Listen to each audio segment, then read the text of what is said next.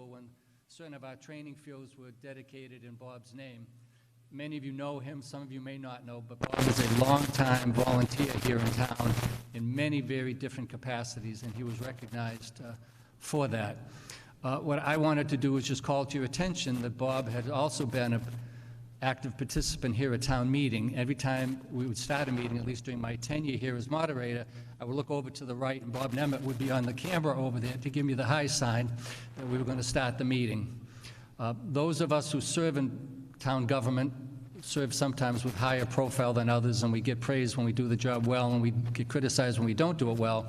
But Bob Nemeth typified the type of citizen that we have here that works quietly in the background under the radar screen, making our lives better and adding to the quality of life that we enjoy here in Holliston.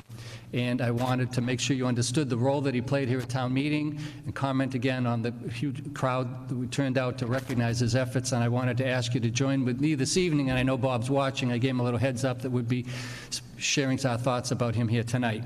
And so I'd ask if you would join with me in giving him a round of applause to thank Bob for the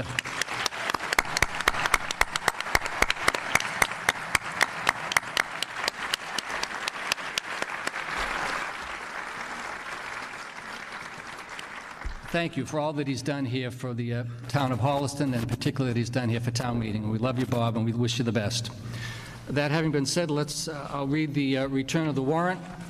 Commonwealth of Massachusetts, Town of Holliston, 20 Constable. In the name of the Commonwealth, you're hereby required to notify and warn the inhabitants of the Town of Holliston who are qualified to vote in town affairs to meet in the Holliston High School Auditorium, 370 Hollis Street, Holliston, Mass., Monday, October 21, 2024 at 7 p.m. to act on the following 24 articles. And so we will proceed. Before we proceed to votes on matters, I'm going to call on the Select Board to give us an update, please. Thank you.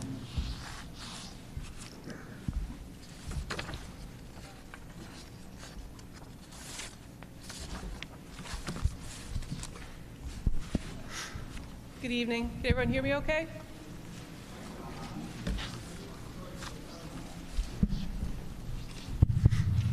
Is this better? Yes. Okay.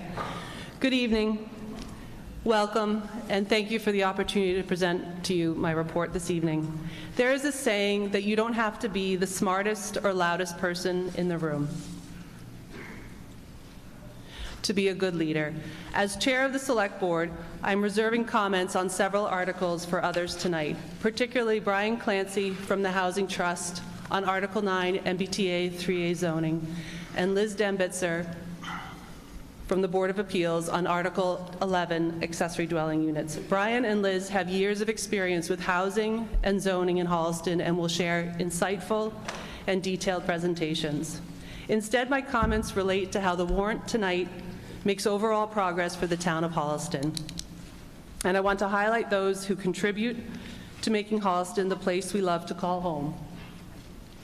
Because a good leader knows that while they may set the goals, it is often through the efforts of others that we reach them together.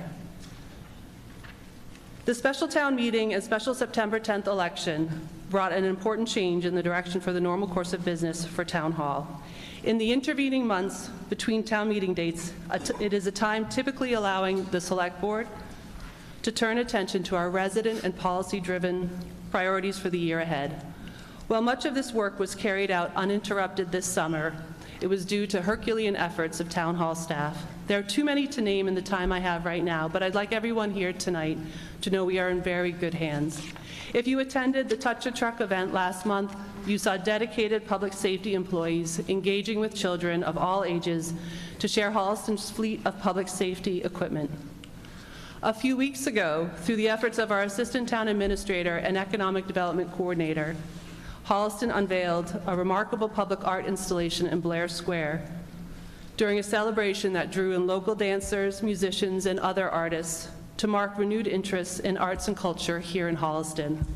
The art installation is one piece in a larger strategy to promote economic activity and wayfinding throughout the downtown area.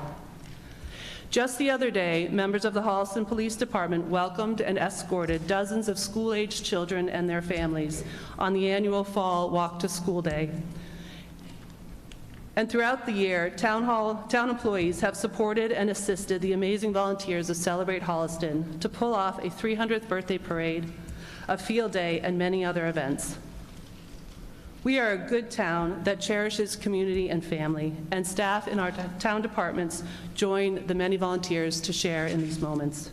With the summer work and a successful override now in the rearview mirror, the Select Board sharpens its focus on the budget development process for the upcoming fiscal year. Like last year, we anticipate revenue and expense challenges and tough decisions on town priorities ahead as we continue to make progress on updating and modernizing Holliston's transportation and water infrastructure and our buildings in ways that require taxpayer funding to adapt and grow with changing community needs. All this while ensuring that residents continue to receive the level of service from town departments that they deserve and expect. Article 7 directs $44,000 raised through the override and appropriated at the June special town meeting to dozens of town employees across 17 town departments, advancing more equitable compensation for the excellent work they perform. It is worth taking a moment to highlight past efforts to adapt and change that are now being realized for the greater good of residents today. This fall, Holliston residents began to benefit from advanced life support certification for the first time in its history, with the first ALS call handled by Holliston paramedics earlier this month. The moment marked a years-long process of incremental change under the steady leadership of Chief Cassidy and former Select Board Chair John Cronin. There is more work to be done to fully implement ALS service in Holliston, and the board will continue these efforts in the coming years and through several budget cycles. Tonight, Article 5 requests a new ambulance, among other capital requests, to maintain the fleet of vehicles that is essential for providing ALS service. 5 years ago, the town of Holliston adopted a new complete streets policy to improve access and safety for all road users. This summer, through the Complete Streets program, the Central Street Corridor underwent a significant enhancement through the installation of new and repaired sidewalks and crosswalks, with 2/3 of the cost coming from being paid for, by state dollars. The town will continue to build out Holliston's network of sidewalks and crosswalks within walking distance of parks, schools, and dense neighborhoods through phase 2 of the Norfolk, Central, and Goulding Street projects. Phase 1, planning and design for the Norfolk project, is currently underway, and Article 24, sure I got that right, Article 24 requests additional design and construction funding for both the Norfolk and Central Street projects. Together, these projects phases bring sidewalk, water main, and road surface improvements that will have real benefit for today's resident quality of life and will strengthen infrastructure for future Holliston residents.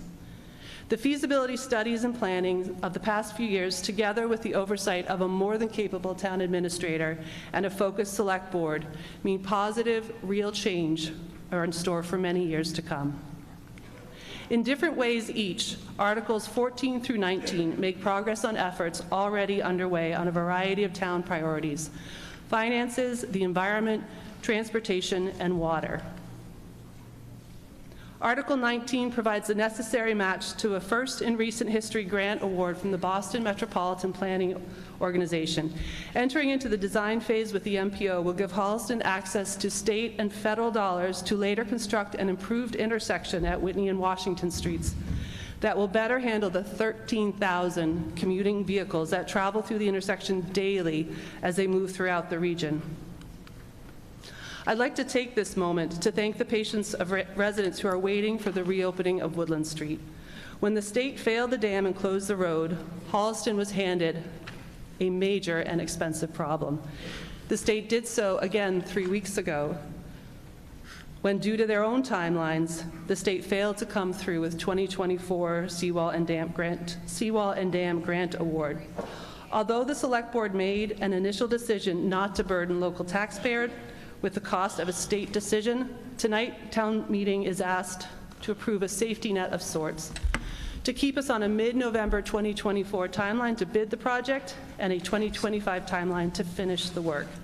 The $1 million request from the Capital Expenditure Fund in Article 4 will be set aside to ensure funding is available to stick to that timeline in the unlikely event that the state does not come through on its promise to send us resources in 2024 through the next seawall and dam grant cycle.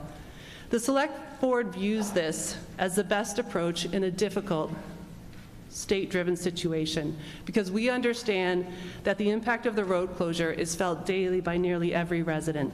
Town meeting can certainly join us in expressing frustration at the situation. We hear you, and we will share your comments with our state representatives. We know that providing sewer service in our village commercial district will pave the way for future economic growth and improve environmental concerns of the town and private property owners. Article 13 creates a sewer commission that will shepherd in the early development of a sewer district. Although you are asked to approve the commission tonight, the Select Board remains committed to public forums and hearings through the commission's charge, giving residents ample opportunity to learn the benefits and impacts of a village commercial sewer district. The proposal has always been to allow property owners to opt into the district by choice, with the costs of installing and running the system to be paid for through state and federal dollars, and only those property owners who choose to tie into the system. To that end, Holliston's remaining federal ARPA dollars to be obligated in by December are earmarked for initial project costs.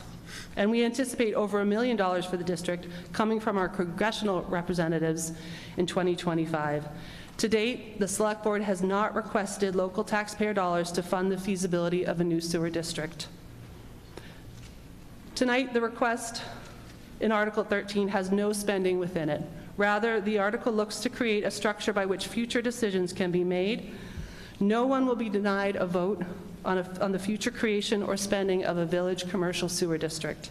A yes vote merely lays the groundwork for significant next steps that will most likely result in returning in May to present the district for approval to town meeting.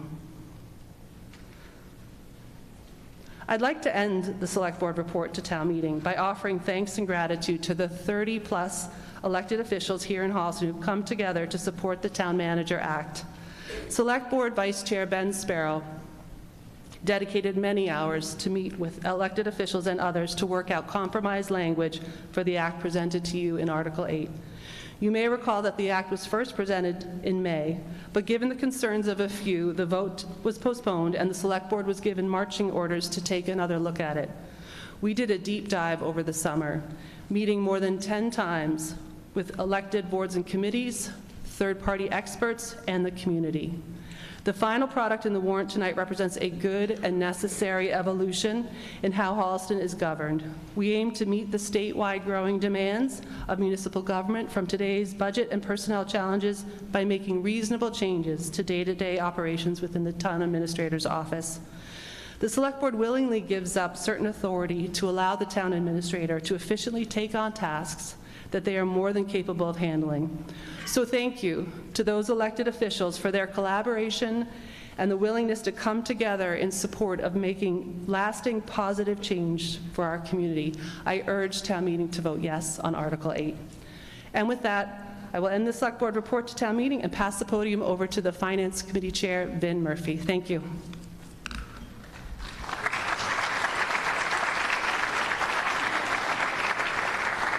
Yes, please proceed, Mr. Murphy.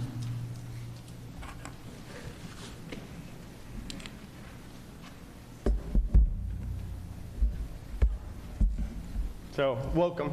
Thank you for everybody attending. It's very important for us to attend, and so let me just give you a brief highlights of all the different things we have been working on in the last... Sorry. Let me give you a brief highlight of certain warrants articles that we've talked about.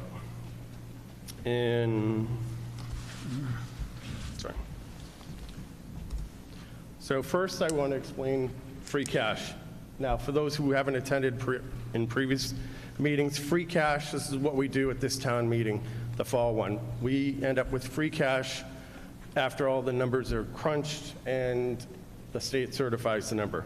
We received the free cash certified number at 1 o'clock this afternoon, and so we, the Finance Committee, voted and recommended a couple of different things. Free cash comes from what happens at the end of the budget year. We've appropriated so much money for certain budget lines, it doesn't get expended, and so that goes to free cash. In addition, some local receipts are higher than we had expected when we were developing the budget, so that in turn also becomes free cash. And also some one-time unanticipated things like insurance proceeds, or if we get some sort of reward, but most of the time you don't get those.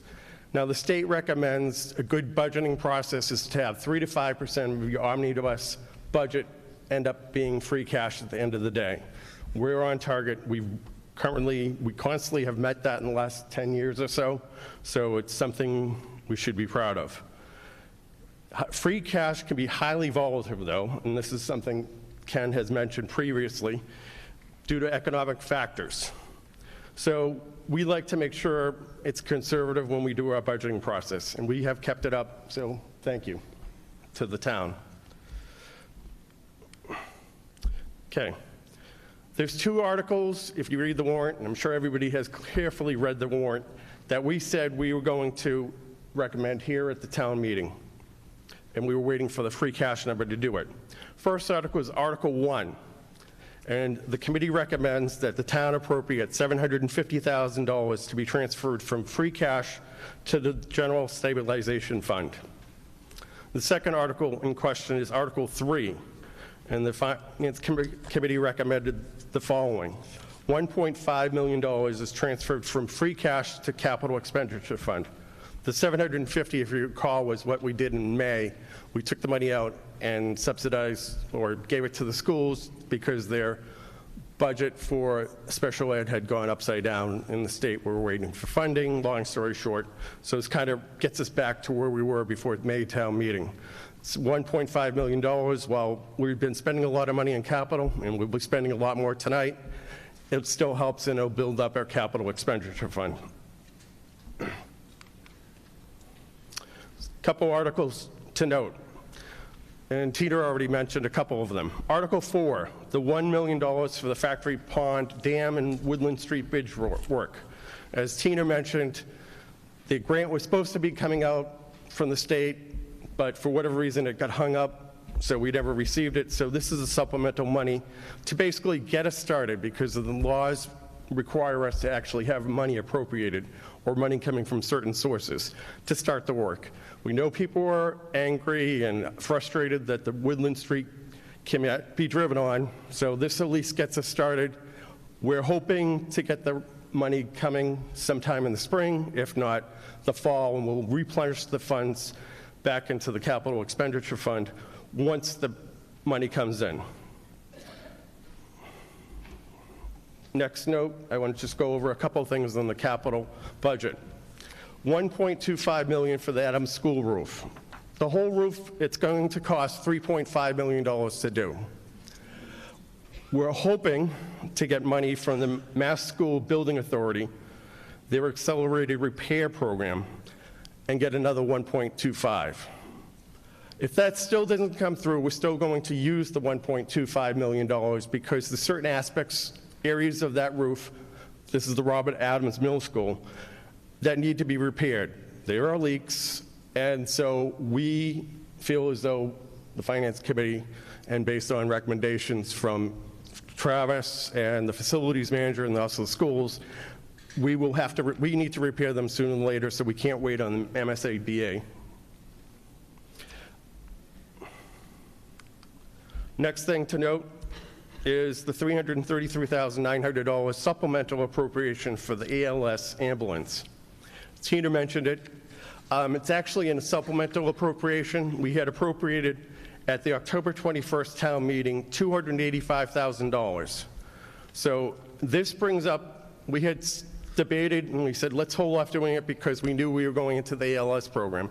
The $285,000 was only going to get us a basic ambulance, and with all the new features plus all the different additional costs, because we have inflation, it's now going to cost us $618,900. So not ideal, but that's what it's going to cost to get us the ambulance we need in order to do the ALS program. Next to note Article 24, again, Tina had already mentioned, but I just want to highlight a couple of things. This is to water mains. There's two parts of it. $500,000 is for finishing the designs and construction of the water mains for Norfolk Street. The other $100,000 is going to be appropriated for the starting of the designs for the Central Street project. The total cost of the Norfolk Street is going to be $3.1 million. Now, the original proposal expectation was going to be $3.7 million. So this is a lower estimate, but we're holding off issuing the debt until we actually start doing the construction. We'll do some other things and let the treasurer of our fine town handle that. So, and that is it. Thank you very much.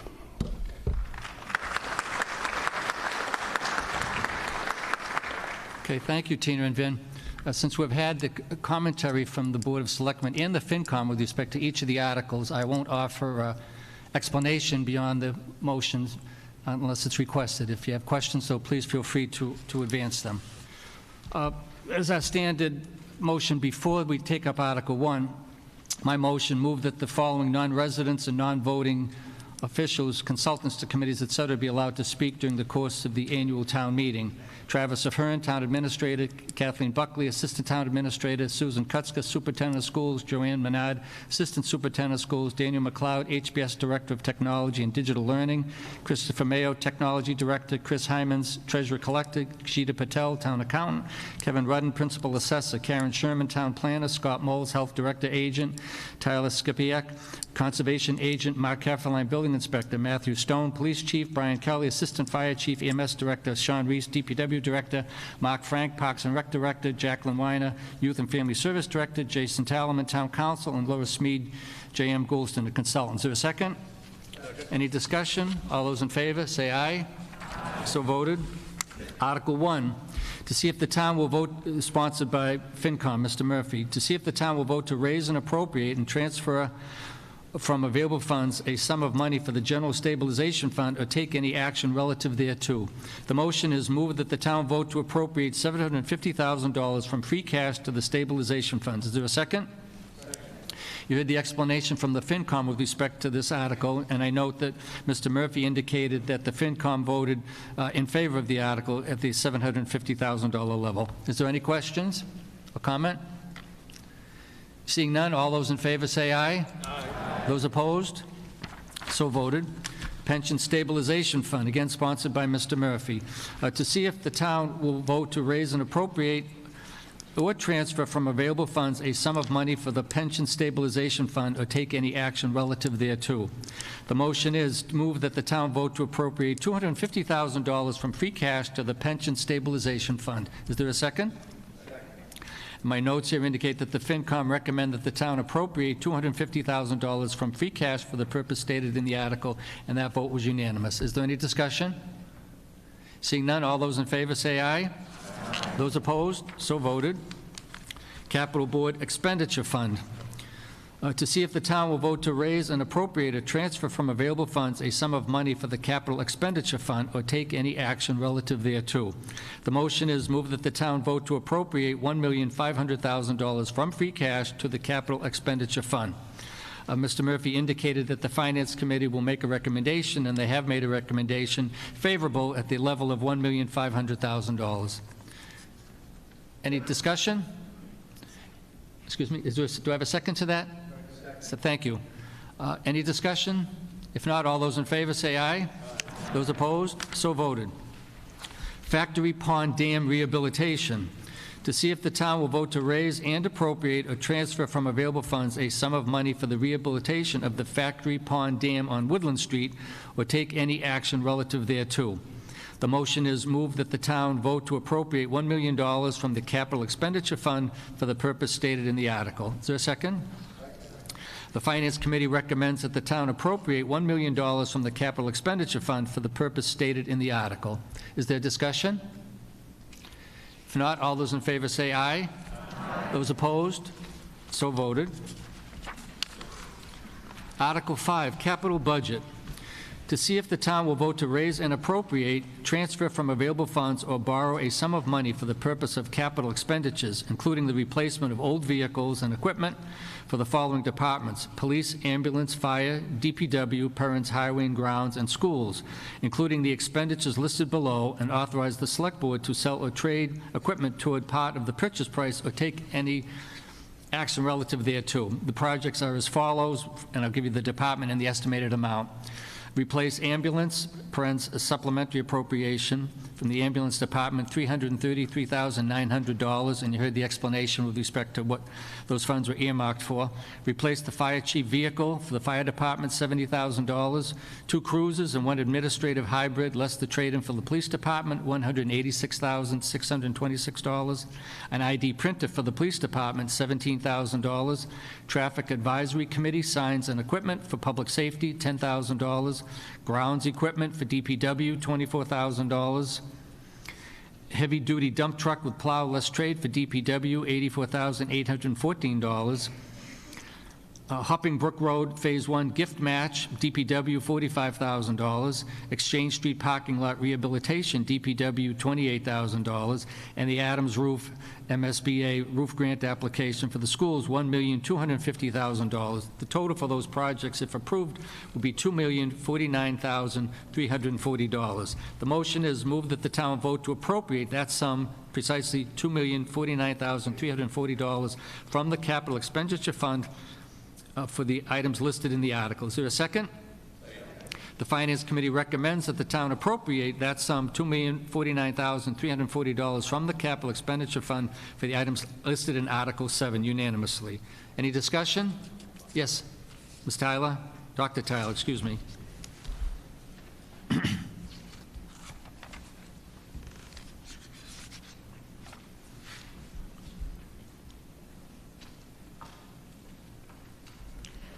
Dr. Liz Tyler, 17 Norland Street.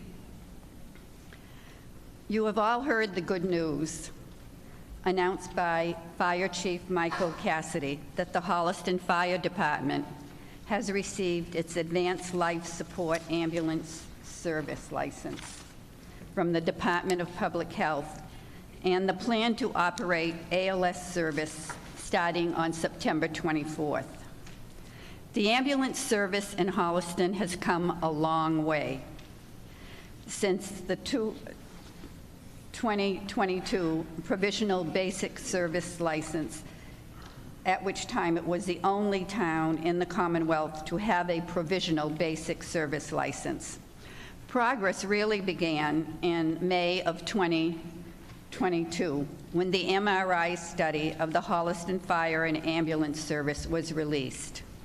Thanks to the leadership of Town Administrator Travis Ahern, the support of the Select Board, and particularly John Cronin, who was chairman of the board at the time, who navigated more difficult aspects of the MRI study, especially the hiring of Assistant Fire Chief Brian Kelly, a critical person to move Holliston to Advanced Life Service Ambulance. Assistant Chief Brian Kelly has made remarkable improvements in our ambulance service. He accomplished in 14 months what his job description required him to achieve in 3 years. An appreciation goes to Chief Michael Cassidy, who allowed this change in the fire department and who efficiently answered my many questioning emails, whether the information was in his favor or not. I respect his integrity. But Holliston needs more than a license and equipment to meet the critical needs of the residents from newborn to elderly. We need properly certified staff to provide critical care. Holliston continues to rely on mutual aid from neighboring communities. The MRI in 2022 stated about frustration from community leaders, out-of-town providers, and public safety personnel on scene waiting for the arrival of a mutual aid ambulance. Today, when Holliston requires mutual aid from a neighboring community, for what is technically called ALS intercept. This means that if the patient needs ALS services, such as EKG monitoring, chest decompression, or IV therapy, another entity dispatches a paramedic to meet the BLS ambulance at the scene or once the ambulance is on the way to the hospital. Let us be clear. Holliston remains to be reliant on neighboring communities for emergency health care because it does not have the necessary certified paramedics. As evidenced in the fire logs of October 4th to the 10th, this is after the receipt of the ALS license. The ambulance went out 25 times and relied on paramedics from Ashland twice, as well as Medway and Millis, to provide advanced life support. Holliston residents in emergency health situations required the ambulance service of 3 neighboring communities. The log does show that Holliston provided coverage to Sherburne during their 350th anniversary parade. October 11th to the 17th, the ambulance went out 30 times and relied on paramedics from Medway 8 times and Ashland twice. In 2 of those situations, a second paramedic was needed. Yes, in the last week, Holliston residents in emergency health situations required the help of Medway paramedics for 8 times. It is clear that Holliston needs more than a paper ALS license with all the necessary equipment and medications. Holliston needs certified paramedics to provide advanced life support.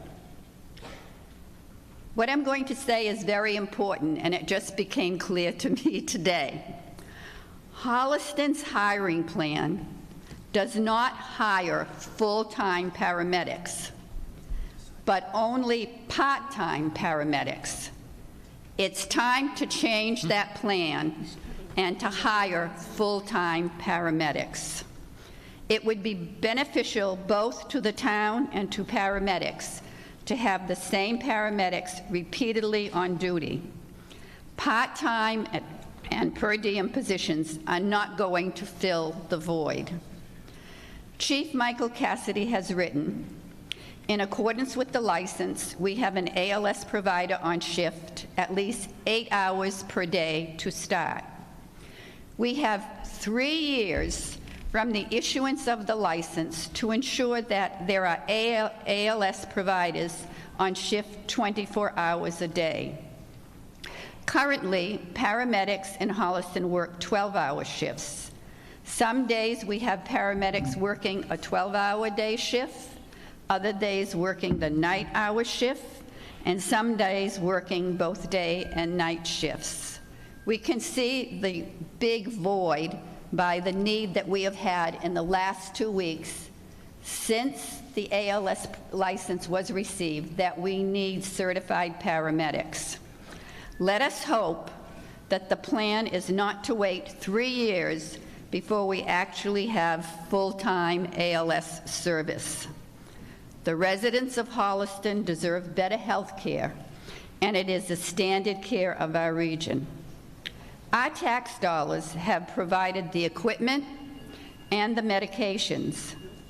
The present ambulance service is like a beautiful, well-equipped hospital with not sufficient staff to provide the health care of the residents.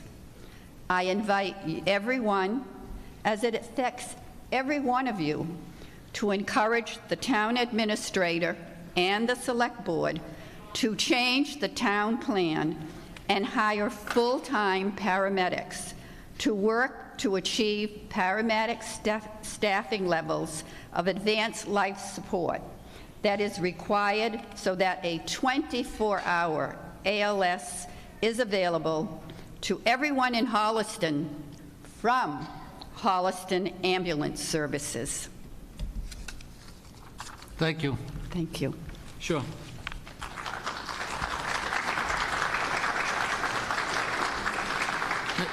Mr. Kelly, that's high praise that you received from Dr. Tyler on that, and I think town meeting would like to know if you're here. If you are, just stand up so we can acknowledge you for the efforts that you made. Thank you.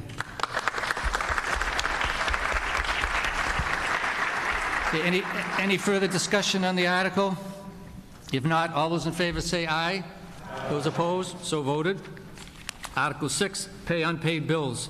To see if the town will vote to raise and appropriate or transfer from available funds a sum of money for unpaid bills from prior years or take any action relative thereto. Ashland Animal Hospital for the fiscal year 2021 to 23, $1,671 for animal control. Crane 101, parens 1C, 2A, 4E, 4G. I have no idea what those names stand for, but nonetheless, for FY 2024, it's $200 for the DPW continuing ed. I assume that's a course that one of our employees took that hadn't been paid for timely. This requires a 4/5 vote. The FinCom recommends appropriating $1,871 from free cash. The motion is moved that the town vote to appropriate $1,871 from free cash for the purpose stated in the article. Is there a second? Second. Any discussion? If not, all those in favor say aye. Aye. Those opposed, so voted. And vote for the record that that vote was unanimous, so there's no question that there was at least 4/5. Thank you, Jay. Article 7, fiscal year 2025 budget adjustments. To see if the town will vote to transfer from available funds a sum of money for the purpose of supplementing various town accounts for the town's fiscal year 2025 annual budget, previously voted by the town under Article 20 of the warrant for May 24 annual town meeting as presented in the article, or take any action relative thereto. The motion is moved that the town vote to approve the line items listed in the article with $44,345 transferred from the June 2024 supplemental appropriation approved under Article 1 of the June 2024 special town meeting and $6,396 transferred from the reserve fund. The FinCom recommends approval of the line items listed in the article with $44,345 transferred from the June 2024 supplemental appropriation and $6,396 transferred from the reserve fund. That vote was unanimous. Is there a second? Any discussion? Yes, sir.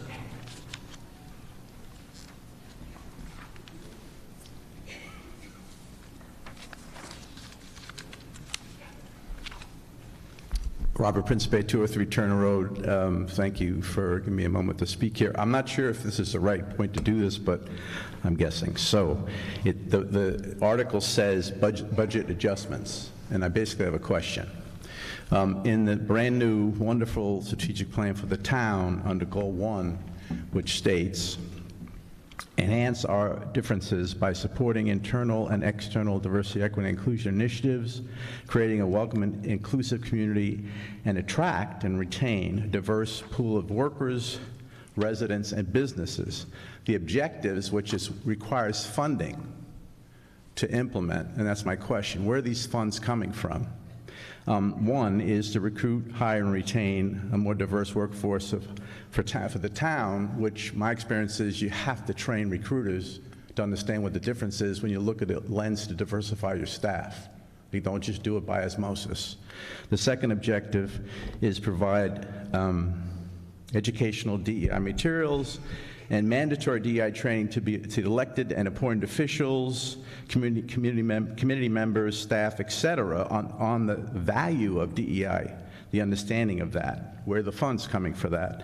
The third objective under this first number one goal in the town's plan is provide educational DEI material for the town to be able to have the town understand the values to the town as a whole of advancing greater diversity, equity, inclusion in the town. Again, that doesn't happen just because people have an understanding of it. And then finally, the fourth objective is frequently review and evaluate town policies for fairness and equitability, which again, who's ever in that member of that group needs specific training. All of these need dedicated funds. I don't know if there's, I don't see the numbers and dollars and cents in the budget. And my question is, how do we take advantage of making budget adjustments to make sure we have the funds we need to implement the plan that's been approved? as part of the strategic plan. So thank you for answering my question. Go ahead, Travis. You like Travis? Thank you.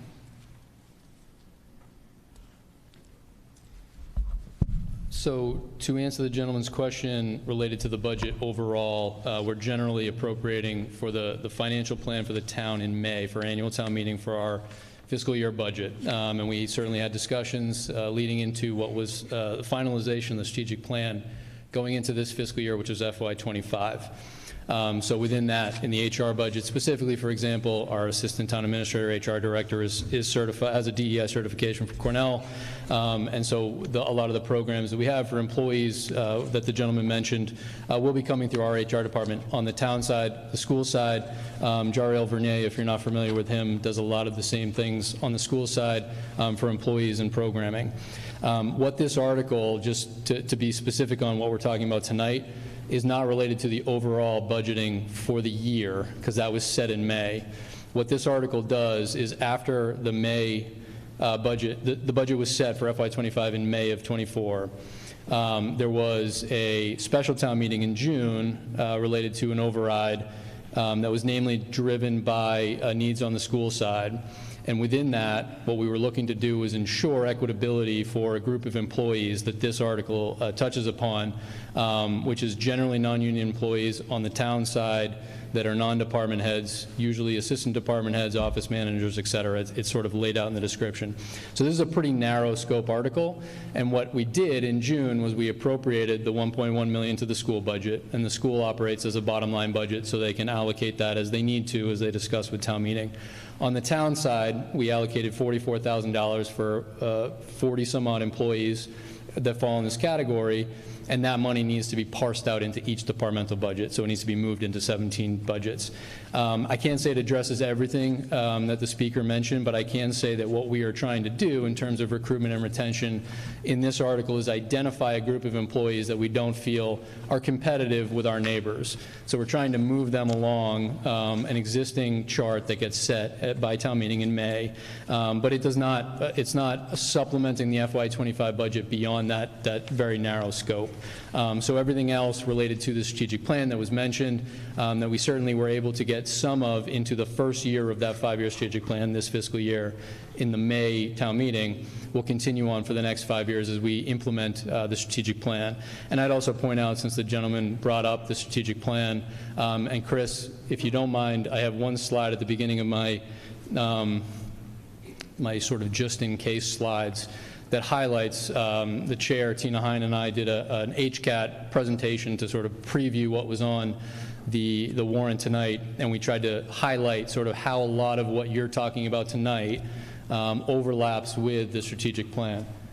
So as you see on the right side of the screen, this is the wheel that sort of shows in alphabetical order the 7 strategic priorities, and then what we list out is sort of all of the articles with the numbers there that overlap with various areas of the strategic plan.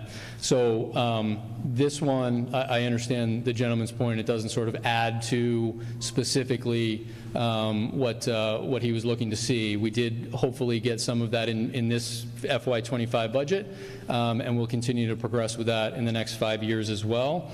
But as you see here, there's a lot of areas for us to cover, and a lot of that you're handling tonight. So I'm happy to answer any questions on that, but I would just point out that this particular article is a pretty narrow scope. It's dealing with what we dealt with in June for the special town meeting, and that a lot of the other points that were made we'll look to continue to make progress on as we move forward in FY26. Thank you.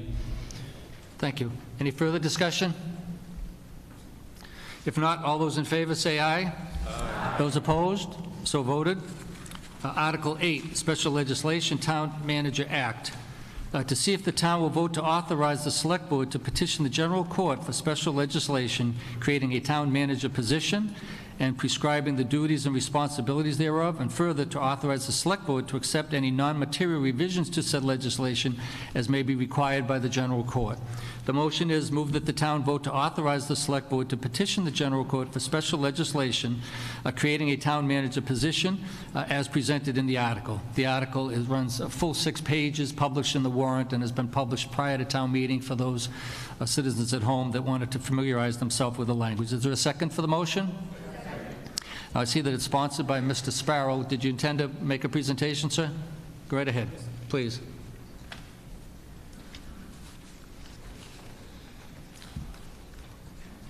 Sponsored by the Select Board, but Mr. Sparrow's going to speak on behalf of the Select Board. Good evening. I'm Ben Sparrow, 9 Forest Park Drive, and the Vice Chair of the Select Board. And it's funny how no matter how many times you do this, it's still awkward. So I just put together a couple quick slides because there's a lot in this particular article, 6 pages. Actually, I have control. There we go. And so just to go briefly over what the Act does, it's replacing the Special Acts of 1994 that established a town administrator in Holliston. And the main goal of this is to shift more responsibility away from the Select Board onto the town manager. There are some changes that take place in here, and it is enshrining existing practices into bylaw, and the actual change of the position from town administrator to town manager is meant because the position has added tasks added to the responsibilities. This will allow the Select Board to concentrate more on doing things like policy making rather than dealing with some of the day-to-day operations that we have to do with each of our meetings. There are no immediate financial implications. The market is driving salaries. I noticed that Hawkington just got a contract for their town manager, I believe, and so we'll have to look at the market as things progress. So we started with the language that was proposed in May, and we made several changes. So just to go through quickly what the changes are. In Section 2, the schools had brought to our attention that the town manager should not be managing school properties in the event of an emergency. And so there was some language that was codified within that area. For Section 3, the Finance Committee sought to have a little bit more of a say on the revenue forecasts in the process of the budgets. So there was some language about a consensus between the Finance Committee and a town manager. And I wrote town manager. I made a typo there. My apologies. Section 4 had some changes at the behest of the Library Board of Trustees to allow boards and committees to have more say on the process of hiring department heads. The library have just gone through hiring a director, and they went through I think the sort of the standard, what we should be going through for department heads, and we wanted to make sure that that was enshrined in law here. And all the changes that have taken place are consistent with the existing practice and not replacing any bylaws as well.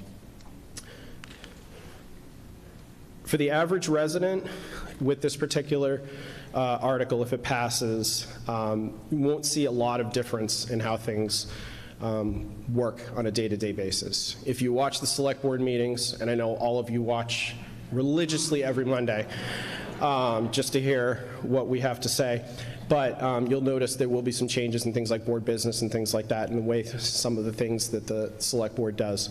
But for the average resident, you'll see things like greater accountability, transparency, and have a single point of contact across the organization. So the main difference is better functioning government with all departments working a little more together under a centralized management. Just to talk a little bit further, the Select Board sought input through meetings with the Select Board. Specifically, there were a number of boards and committees that were invited to talk to the Select Board in the Select Board meetings, and I personally went to a number of meetings of some other boards to talk to them, answer questions, and to work with them on creating a better Town Manager Act. So thinking about next steps here, this legislation does take time. I think Wayland passed theirs in May, and it was signed by the governor the following March, about 9 months. So probably 9 months to a year, potentially. There are some before that can pass. The Select Board will need to work on updating a job description and thinking about future consideration for the position.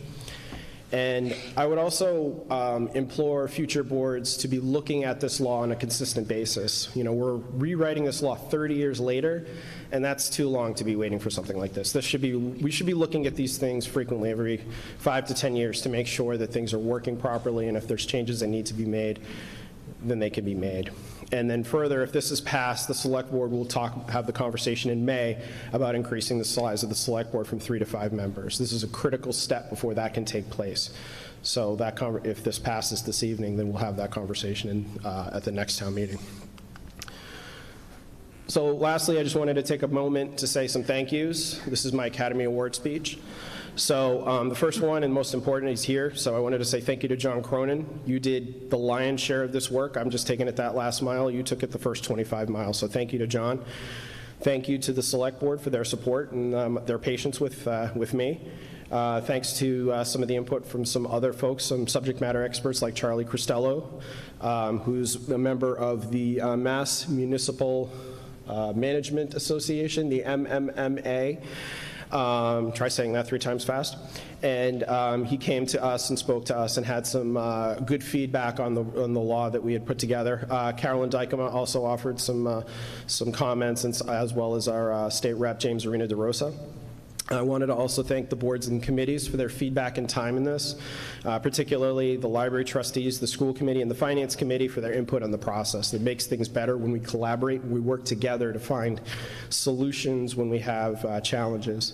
And also thanks to Jay Tallerman. He took some time to talk to me about some things and had some great suggestions that helped get me to a final product here.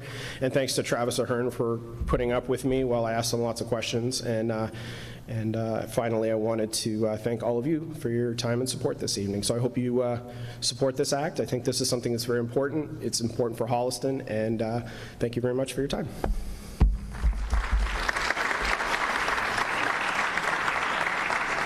And I'm happy to answer any questions if anyone has any. Thank you. Let me note also that the FinCom recommended approval of the Town Manager Act as presented in the warrant 7-0. Further discussion?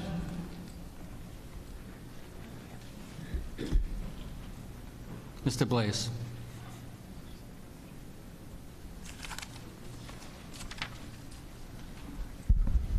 Jack Blaze, 25 Mitchell Road. Mr. Moderator, at this time, could somebody explain, would Holliston be better off becoming a city versus a town? Tina, you want to handle that? Sure. Why not? Okay. Well, thanks for that curveball. I'm going to say that the Select Board has not in any way, shape, or form entertained moving to a city form of government. There are many moving pieces to that, but if there is interest here, boy, I suppose we could start that conversation, but that is not the intent of the Town Manager Act, and there has been no discussion. I would defer to Town Council, because that would be the first place I would turn to say what are the steps necessary, but I'm going to say population size, I'm going to say budget size, and staffing resources are 3 of the first things we'd have to address that we currently don't have to make that possible. But that's an interesting question. Thank you. Okay. Any further discussion? This requires a majority. Yes? I was going to say requires a majority vote, but we're not moving to a vote yet, Ms. Go right ahead. I'll be fast. No, don't be quick. You take as much time as you need. Just tell us who you are, please. Carla Alfred, 315 High Street. I'm here today representing the Library Board of Trustees as the Vice Chair. We want to recognize Ben and his board for the very hard work that they put in. Ben met with the library twice. I got up here and spoke against the act on behalf of my board at the previous town meeting. And he came into our meetings and really worked on the language to be something that we could approve. So the official statement as voted on at our October 2nd meeting is that the Holliston Library Board of Trustees is in support of Section 4 of the Town Manager Act as presented with the September 27, 2024 revision.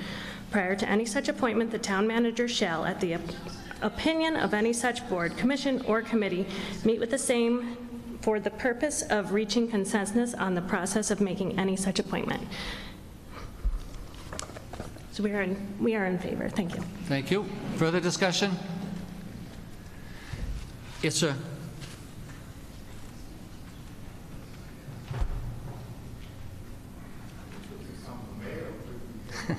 No, I'm near the end. Mr. Tyler, quick. I don't want to hurry you, but before Mr. Blaze gets out of control.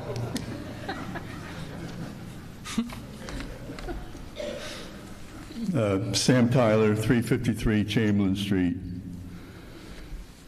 Yogi Berra, the longtime catcher for the New York Yankees, was famous for his interesting sayings, his yogiisms. One yogiism that comes to mind speaking on this article is, "It's like deja vu all over again." Well, talking about this article is like deja vu. In 1994, I served as the chair of the Holliston Governance Committee, or Government Study Committee, and recently served as chair of the Holliston Governance Committee.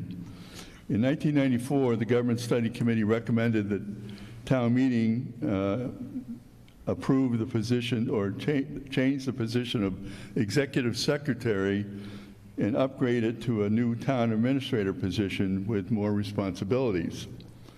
However, in 1994, a sitting member of the Board of Selectmen and a former select board member were both very vocal and spoke out against the town administrator position, concerned that it would affect the authority of the select board.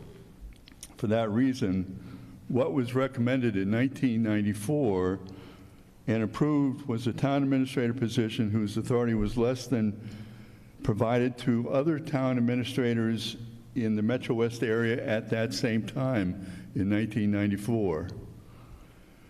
1994 was 30 years ago, and no legislative change has been made in that special act since then, even though recommendations to do so have been made by the state's Division of Local Services and the Town Governance Committee. This situation captured one of the key findings of the Governance Committee in its report to the Select Board in 2023, and I quote, "The town of Holliston has not kept pace with other Massachusetts towns which have taken steps to continually update their management capacity and reconfigure their governance structure to more effectively address the greater complexities of municipal government that has evolved over time." So it's deja vu again, because we're talking about a special act tonight that is long overdue. But as in 1994, it's not as comprehensive a town manager act as in many other towns. This article has been, as I think Mr. Sparrow has indicated, carefully crafted to preserve the status quo as much as possible while transferring selected operational responsibilities of the Select Board to the town manager, with the intent of enabling the Select Board to focus more on policy matters. The added involvement of the town manager regarding personnel appointments with independent elected departments and boards has been worked out and is not a factor here. When the Governance Committee back in 2023 was looking at the issue of the Select Board size, we were convinced at that time that no change in the size should be made until there was a realignment of duties between the Select Board and the town administrator. Parts of those transfers are included in this act. The town manager will evaluate or execute weekly account payable payroll warrants. So the weekly warrant that had to be approved by the Select Board is now will be able to be appointed by or executed by the town administrator, which will simplify the administration of that act. The town manager will approve event permits, except those dealing with serving of alcohol as required by state law. And the town manager will accept allowable donations and gifts. So these are three good steps, and there's more that will allow for more centralized government and more efficient government.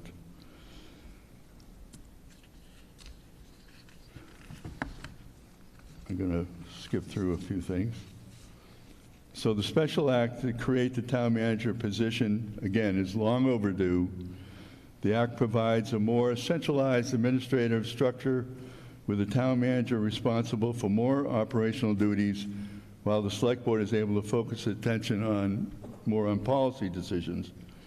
In essence, the direction of this act has been recommended already by both state and local bodies that have studied Holliston's governance structure. The act has been carefully crafted to preserve the status quo regarding independently elected departments, boards, and committees. The act also starts to address the realignment of responsibilities between the Select Board and Town Manager. The act will help stabilize the tenure of the current professional staff. This act is important for the town of Holliston to successfully address the challenge it faces now and into the future, and should be approved. Thank you. Thank you, Sam. Further discussion? If not, then we'll proceed. We have a second on this, Liz? We do. We do. Perfect. All right, we'll proceed to a vote. All those in favor say aye. Aye. Those opposed? It's unanimous. Hard to believe.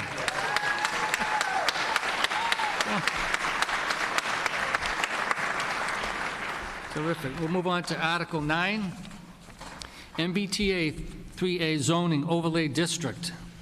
To see if the town will vote to amend the zoning bylaws by adding section VI MBTA Communities Multifamily Overlay District, parens MCMOD, close parens, to allow multifamily housing as a right as required by section 3A of the Zoning Act, parentheses Mass General Laws, Chapter 48, close parens, and to update the town's zoning map depicted in Appendix A or take any action relative thereto. The motion is as follows. Move that the town vote to amend the zoning bylaws by adding section VI MBTA Communities Multifamily Overlay District, parens MCMOD, per close parens, to allow multifamily housing as a right as required by section 3A of the Zoning Act, parentheses Mass General Laws, Chapter 48, as presented in the warrant, and to update the town's zoning map depicted in Appendix A, amend the zoning bylaws by adding section VI MBTA Communities. Is there a second? Again, the article is published in the warrant. It runs seven pages, so I'm not going to read it here, but I know you've all had an opportunity to review the language of it. Mr. Clancy, would like to be heard?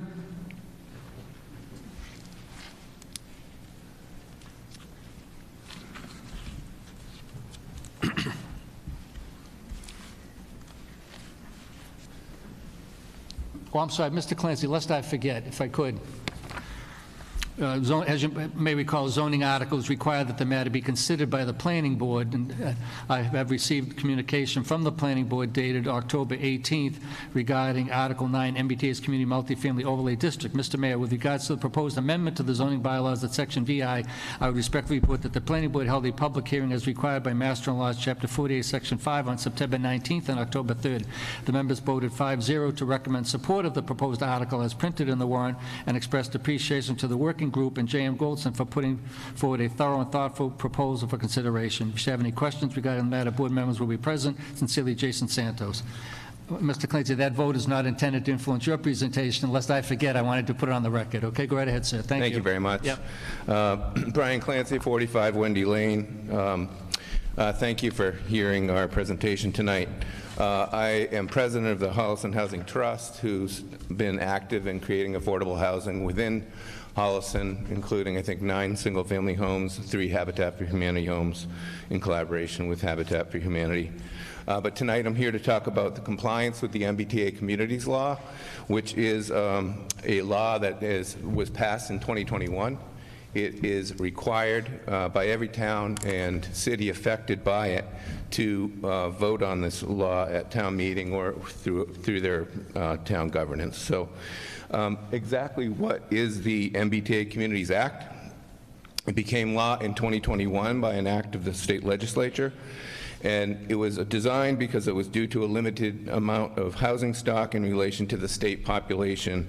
And the act is designed to require that towns that are directly served by the MBTA and those adjacent to it to zone land, and that's an important distinction, zone, not necessarily build, land for additional housing density by right.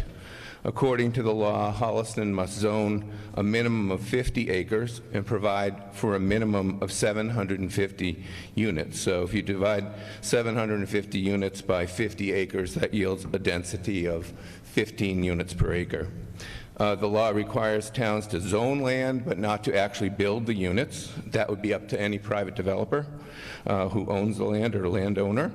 The act is designed to increase supply and moderate housing costs by just creating more supply.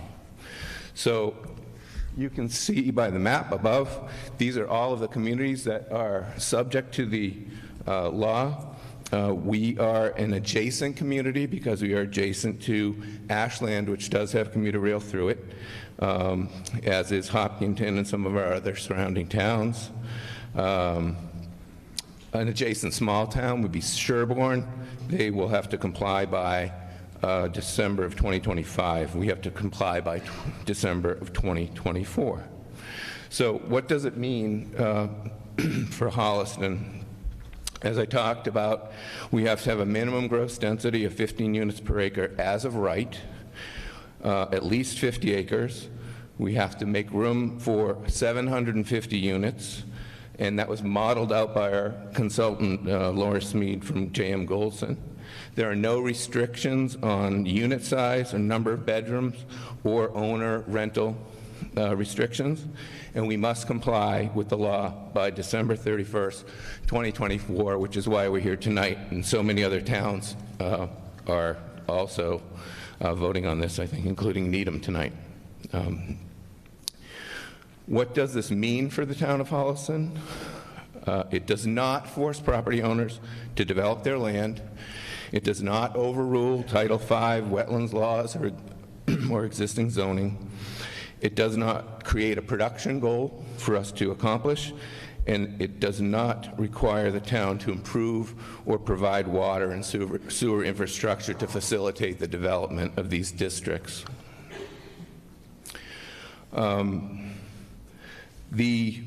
There are many reasons to comply. If we do not comply, we are in a... Do I have the right slide? Yes, we would be ineligible for many existing grants. You heard a lot of grant discussion in the town budget tonight. It informs funding decisions by other state agencies when evaluating discretionary grant programs. We could face possible legal action, as some of our brethren are facing, for not complying. And more importantly, I think we need more diverse housing types for families and seniors, and more housing generally with the supply means more affordability, hopefully. So let's talk about a little bit about the process that we went through to comply. We hired J.M. Goldson, their planning expert in affordable housing, expert consultants to guide us. We formed a working group that consisted of town staff, Karen Sherman and Travis Ahern, Select Board, Tina Hine, Planning Board, Dave Thorne, Zoning Board, Liz Dembitzer, Housing Trust myself, and Housing Authority Haley Fetro. So it was a very collaborative group with a lot of diverse opinions. We had lots of opportunity for public input from February to September of 2024. We did surveys and interviews, forums, planning board hearings. Everything was advertised, and I hope that you participated. We considered the goals of both the town's strategic plan and Holliston's housing production plan, which was also done in the same time frame. Excuse me. After reviewing several sites that were chosen by J.M. Goldson with the proper parameters, we chose 2 sites that met the criteria of minimum land area, density, and buildability. Tonight, we will vote to rezone those sites with the proposed overlay district that was referenced. After our vote, it's important to note that the state will examine whether the sites chosen comply with the law, so that it's very important to carefully meet all of their required compliance criteria so that we are not rejected by the state. With regard to how our parcels were evaluated, so the public and the working group gave input to J.M. Goldson on various areas in town, and they looked at and modeled the potential unit capacity of various sites in town. And what you do is you take those land sites and you subtract out all of the non-negotiable constraints such as flood zones and wetlands and well protection areas, et cetera. Those are all excluded from the land that is considered developable. Then the zoning dimensional requirements are overlaid on the parcels, the minimum lot size, building heights, setbacks, lot coverage, parking requirements, et cetera, to determine the actual density that that parcel can support. So J.M. Goldson modeled the results for several different sites in town. We set out a survey to many groups and came up with 2 particular sites that we are going to recommend to go forward with tonight. What does the zoning mean? It means that the parcels are zoned by right to allow the density of 15 units per acre. And by right doesn't mean you can build anything that you want. You still have to develop within parameters of the bylaw, but you have to comply with laws, site plan review, environmental factors, infrastructure requirements, and obviously economic feasibility for the builder. Some of the key district zoning parameters in the overlay districts are minimum lot sizes of 10,000 feet, height maximum of 3 stories or 35 feet, maximum building coverage of 50%, setbacks front, side, and rear of 10, 10, and 20, parking spaces per dwelling unit of 1 per studio or 1 bedroom and 2 per 2-bedroom unit or greater, a site plan review process with the planning board, and if you go for additional density with a special permit, there's a cap of 17 units per acre in the overlay district. So the 2 sites that we have looked at, there's one out on Concord Street on the Ashland Town line. You might be familiar with it because I think there's a 40B project within this district. There's no flood zone in this area. There are some wetlands, but there's no groundwater protection area that would restrict or limit development. The other site is out on Summer Street, which you might know is the Wild Communications site. And similarly, there's no flood zone, some wetlands, and no groundwater protection area.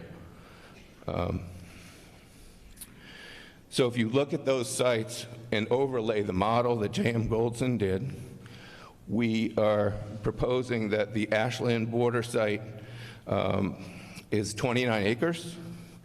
It has a unit capacity of 458 units, and that's a density of 19 units per acre, which is above the minimum. And on the Wild site, Summer Street subdistrict, 59 acres, 1,000 units, and 21.5 units per acre. So tonight we're going to vote to create the overlay zoning district to comply with the law so that we don't lose grant funding, so that we can create more housing eventually in town with proper planning.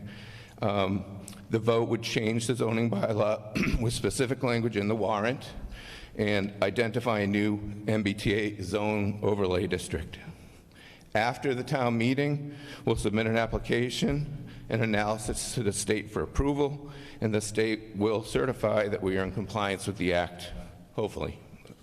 So here's a town map that shows the general location in relation to the entire town for your reference. So I would emphasize that this isn't a law that we came up with. This is a law that we have to comply with. This is a law that has consequences that if we do not comply. And I think there's a lot of benefits for our town if it's done properly with zoning to create additional housing, to create additional affordability, and moderate some of our housing costs in town. So I encourage you to approve. Okay, Thank you. Thank you, Mr. Clancy.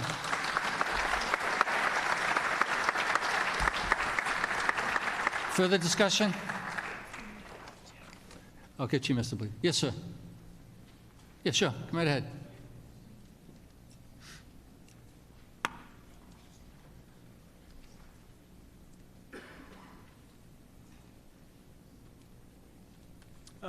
Ralph Finos, 169 Cedar Street in Holliston.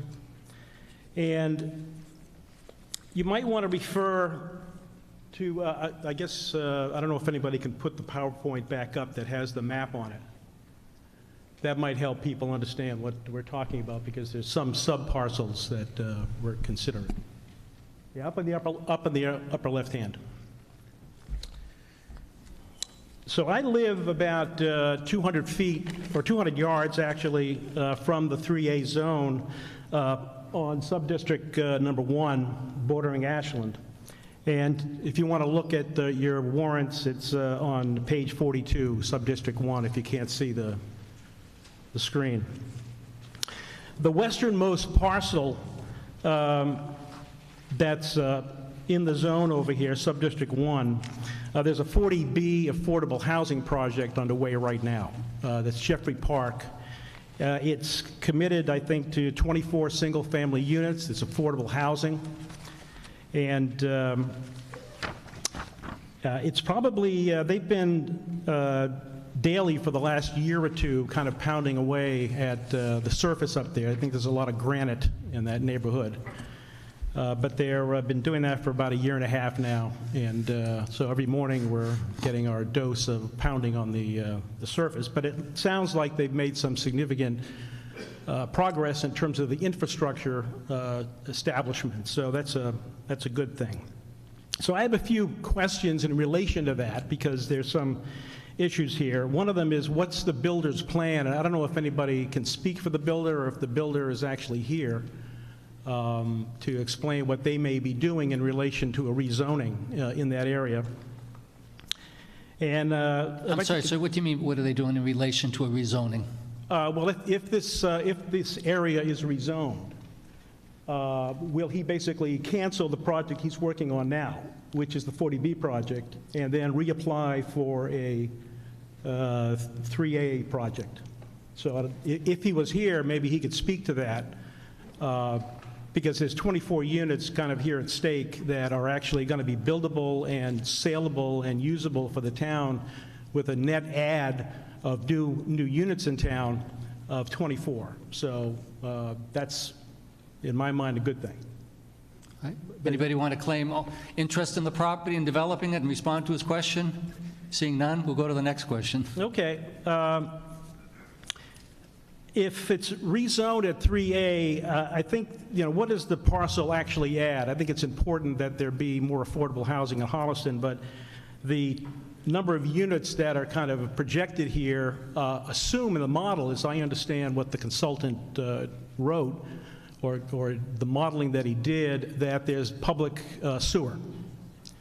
And obviously, we don't have public sewer, at least in that part of town. So there's no way there'd be that number of units that could be built there. So in the on Subdistrict 1 there on the left, that's the Jeffrey Park project, and that's where the 40B work is being done.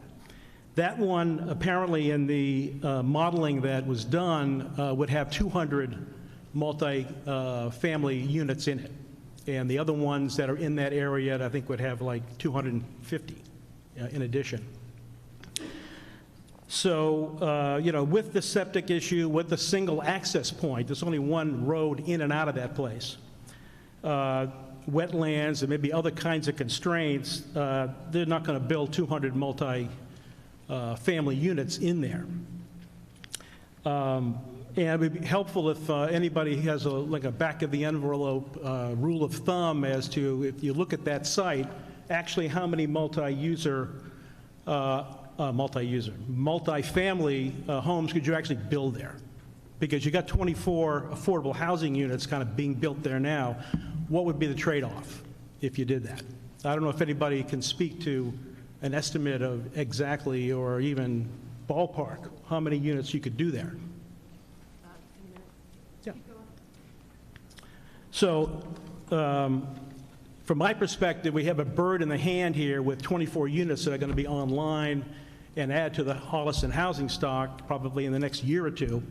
My understanding is that if the builder decides to go to the 3A zoning, he's got to reapply to the state, and it'll go through the whole town process all over again. So there's a net of 24 units that are kind of in hand, as opposed to waiting for perhaps something else happening down the road that the builder may or may not be able to actually execute. So my intention here is to remove the Jeffrey Park parcel from the zone. There's still parcels on the site, as you can see, that are buildable and could still be applied for multifamily housing, but as probably like around 250 there. And the other half of it is that from the perspective of meeting these numbers, I think the Xaverian Brothers property down there, which I think is the other zone, I think by itself makes the number. So what I'm proposing here is an amendment to this article that would exclude the Jeffrey Park parcel from the 3A zone and leave the current zoning that's there in place. So this is a very complicated thing, and the town administrator, Travis, is very helpful, because he told me I had to read this article in this way to have that happen. Move to amend Article 9 by removing map 14, block 3, lots 154A through S from subdistrict 1, as presented in section 5-1, parens 2, and the map entitled Town of Holliston MBTA Subdistricts Location, prepared by J.M. Goldson, dated August 2024. So that's the motion. Is there a second? Second. Okay, if we can have that passed up, sir. The amendment is open for discussion. Yes, Tina?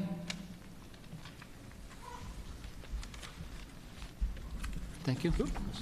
Is Jay seeing it?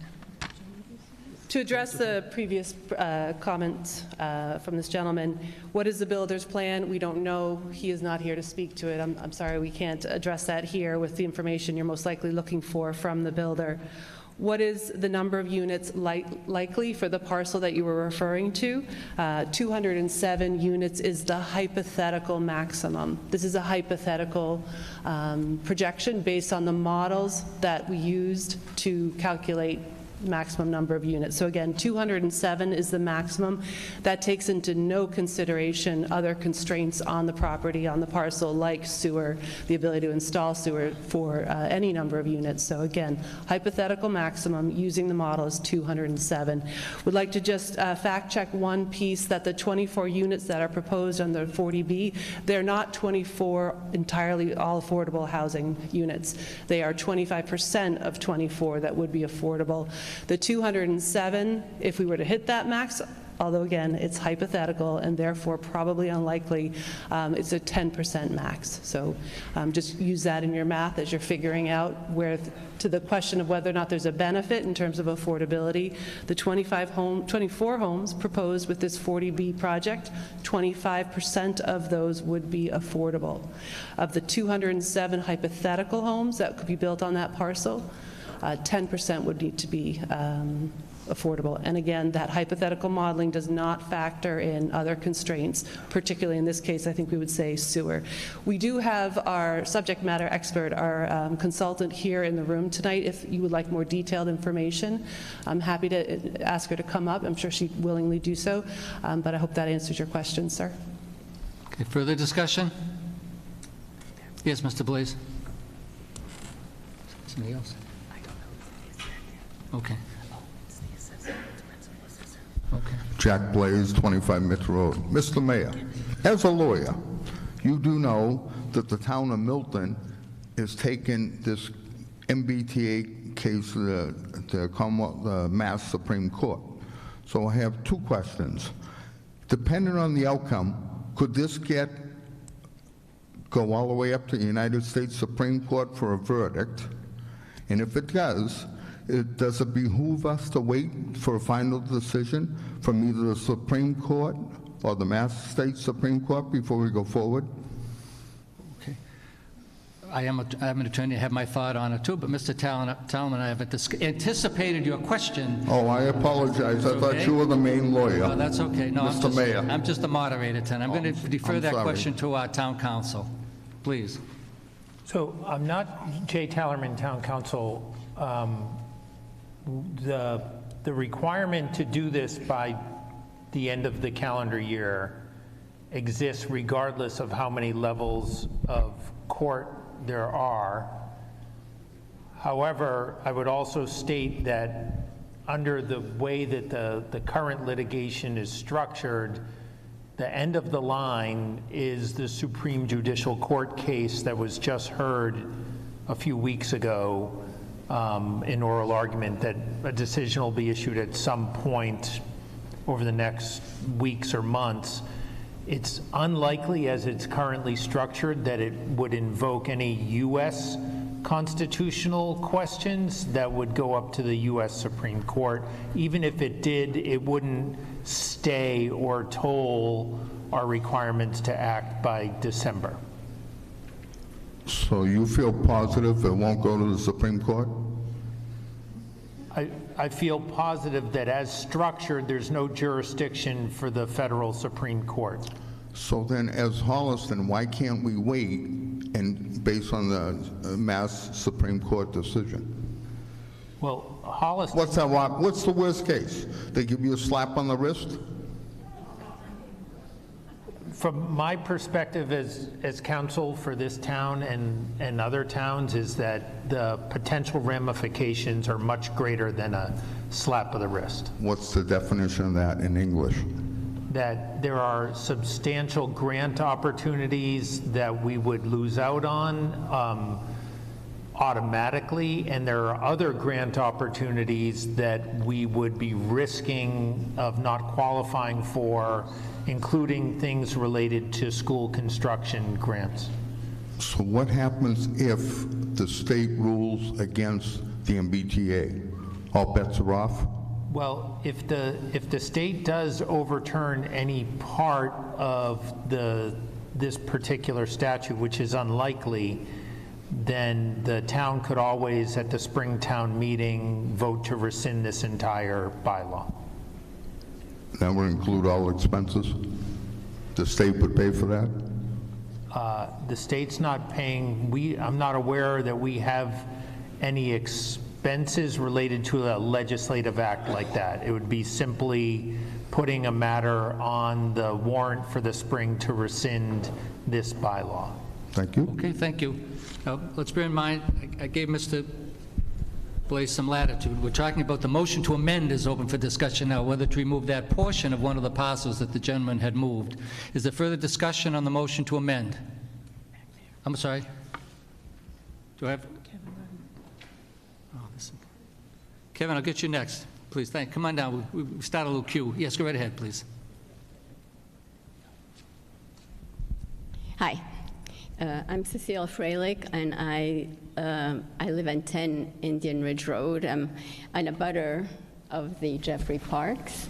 In fact, I'm right there listening to all the pounding that was discussed before. My concern actually is really based on the process that we went through for the Jeffrey Parks, which was quite an eye-opener for me. I moved to Holliston 8 years ago because I liked the quiet and the space. And I understand that many people are not as fortunate to be able to afford the homes, and I'm all for opening Holliston for people who are not as financially doing as financially as well. However, the process of Jeffrey Parks occurred during COVID, and so it was online. And many people were very obviously interested in what was going on and offered concerns. So the concern was the access, one road in and out, in an area that already had multifamily homes and a nursing home and quite a bit of traffic. The response to that was a traffic study that was done during COVID, where everybody stayed home. And we were told that the projection is that there is no problem. It's kind of a laughable response, really. The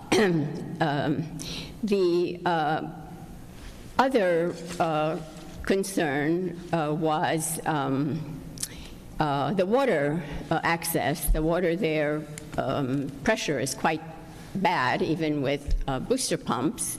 And they were planning to do some booster of the water. However, there is a easement through my property that was obvious. It was obvious that they were going to try to put a pipe through to connect it to Ashland, and yet I was told that that was really not planned at all. And the new plan, of course, has that without even discussing it with me. So I'm kind of a little long-winded, but my concern really is the process. And that is, we already went through some process to get, yes, only 4 affordable houses, I understand. But that went through kind of a very long and painful. The idea of putting 200 units with one egress through an area that was already very congested, to me, is inconceivable. So I'm not quite sure how that is even planned or thought through. So that's one of the reasons. I mean, we settled on the Jeffrey Parks. We're going through a very painful process, all of us. I think there will be some affordable housing. I think it seems like there are other options in the area for not only to follow the law, but to be decent human beings and allow other people access to our community. I do, however, think that the Jeffrey Park should be parceled out. Thank you. Mr. Rudden?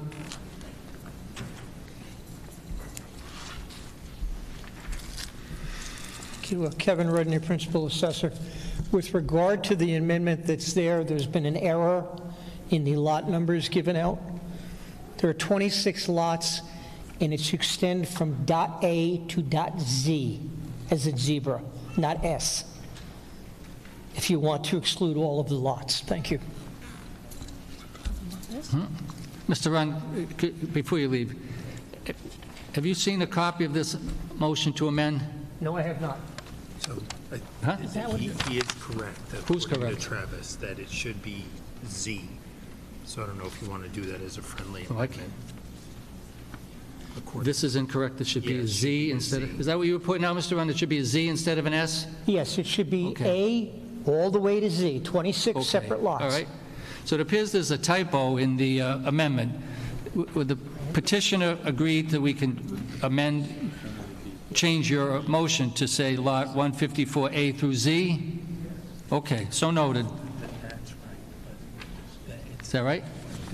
But also block 3 instead of 4.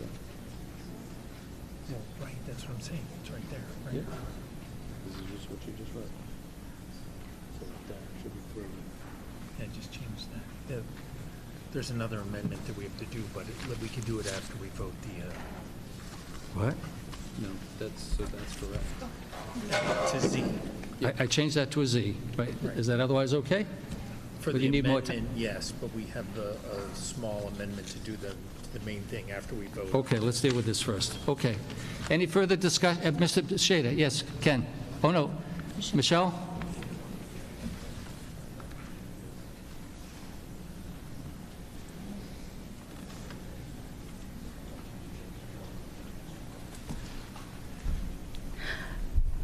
Michelle Zemer, 583 Winter Street. My question is for either Brian or someone from planning.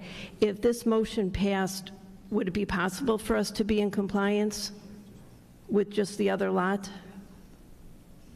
Okay. Hold on Thank one you. second.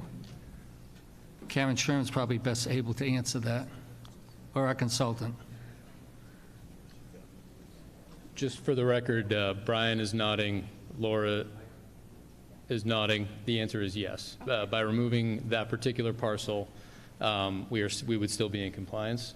And we're just clearing up to make sure that this is done correctly, because we are very concerned that anything that goes off with a wrong period to the AG's office won't get approved, and this will all be for naught. So they're just clarifying that, and the answer, for the record, to Ms. Zemer's question is that removing this parcel, we will still comply.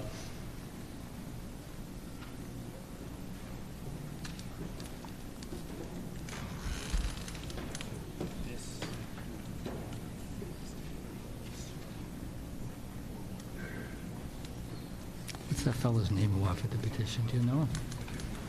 Did you make note of it? No? Ralph? Okay. Okay. Someone's going to come up.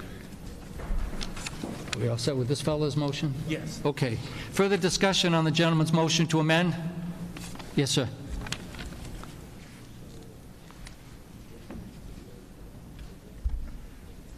Hello, Brian Goodman, 86 Church Street.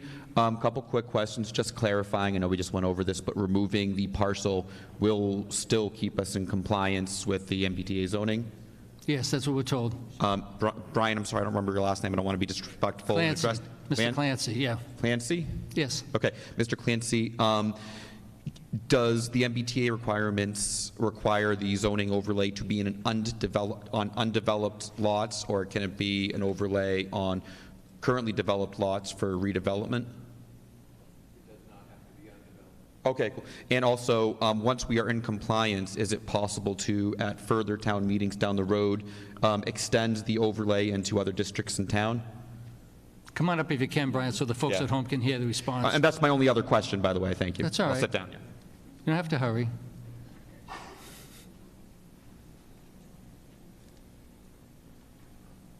So yeah, just for the microphone and the folks at home, yes, if you... I'm sorry, ma'am. Identify yourself, I'm sorry. please. Laura Smead, the Senior Community Planner at J.M. Goldson. Our firm helped to run the model. So the parcel that's in question has the model's capacity for 207 units, which we all know wouldn't be built due to the sewer constraints. However, if we subtract those 207 units out of the model, you're still at your unit capacity and your acreage requirements, so it would still meet the law. And then in a future town meeting, if you wanted to extend the district to other areas of town, you wouldn't be required to do so. You certainly could do that if you chose to. Great, thank you. Further discussion? Yes, Mr. Alfred? So Dan Alford, 315 High Street. Just a quick question. So doing this, though, doesn't preclude the ability to do the 40B. Should continue. Sorry, doing this does not preclude the ability to proceed with the 40B, right? That's right, Jay. So, I mean, is there anyone from the right? The 40B still stands, and that project could still continue. Just so, so all you're doing is removing something that, in theory, is an option. I mean, is there anyone from the planning board? I mean, the planning board has been working on that 40B, right? Would the planning board consider changing the project? I just don't know. You know, if the 40B still exists, I don't see why we would alter the plan, and because it only gives the developer sort of an option if the developer thought that was the best option. So, anybody? Go ahead, Travis.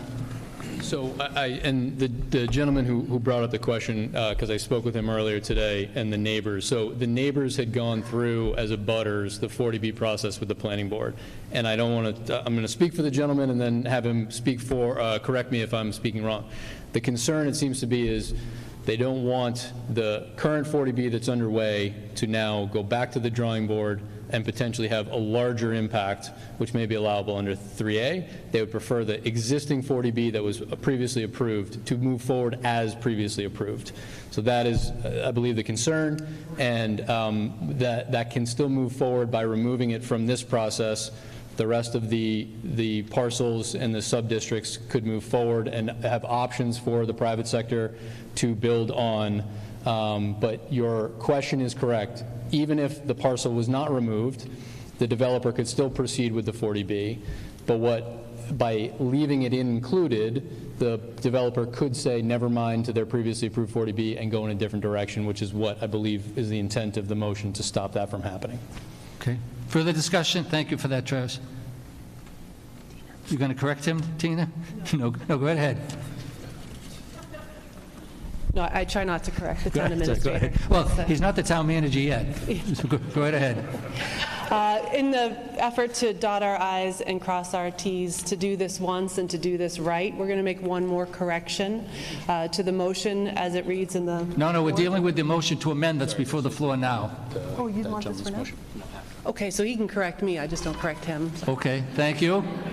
We're just dealing with the gentleman's motion to amend to take a portion of that area out of it. Any further discussion on that topic? Yes, ma'am?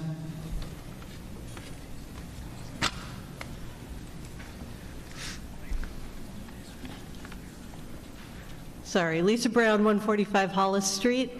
So why was this portion included? There has to be a reason why this portion was included, and I'm curious before I vote on whether I don't want it included, what the reason was.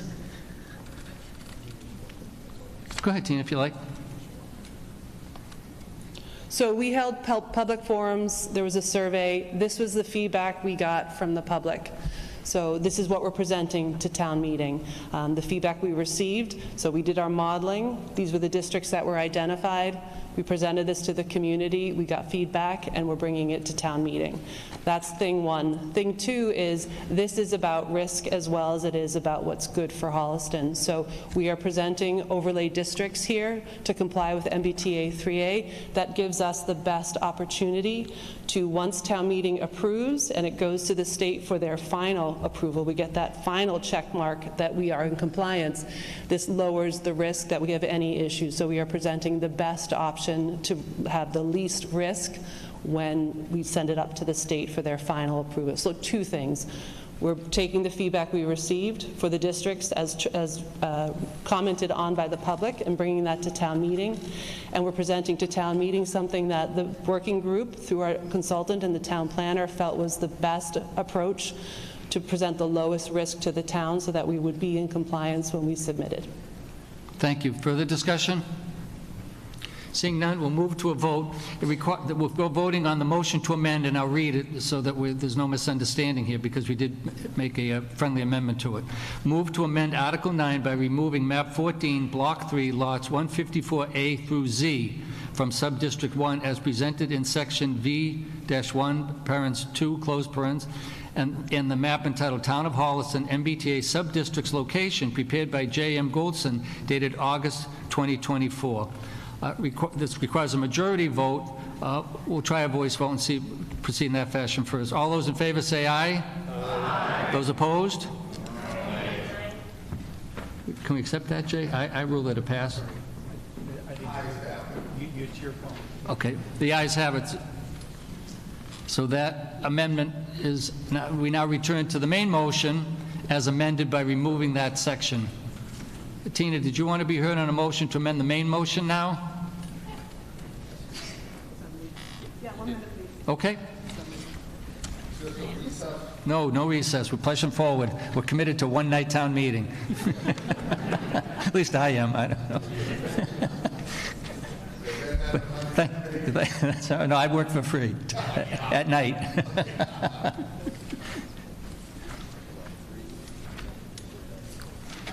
Tina, accuracy is more important than timeliness, so take whatever time you need to get it right. I kind of learned that the hard way. Okay.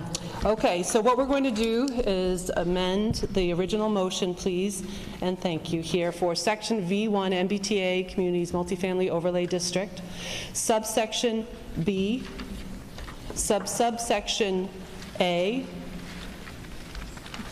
everyone there?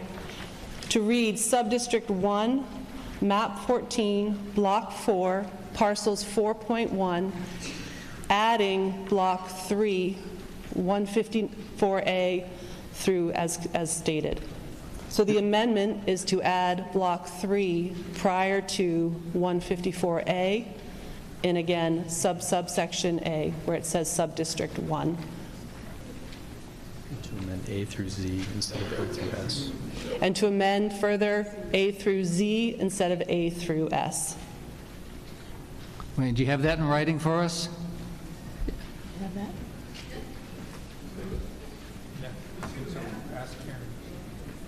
Doesn't change the map. It's just the assessment board. Again, we're just going to go slow, make sure we get all of our information correct here.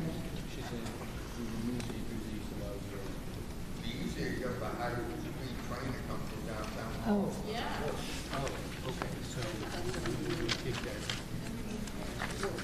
So it's already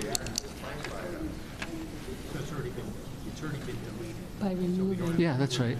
This at all. Removing, yeah, lot. No. But does the block 3 apply to 232? Yes. So block 3 is okay.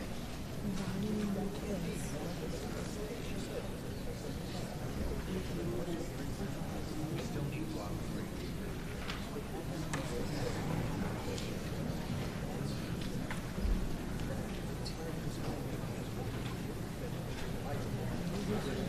Thank you for your patience. Just give us one more minute, please. No, it's okay. Mr. Blaze, I'm going to accept your suggestion. We're going to stand in recess for 5 or 10 minutes to give us a chance to make sure this is accurate. It's very important to be accurate. We'll recess for 5 minutes if you need to get up and move about. But thank you. All right.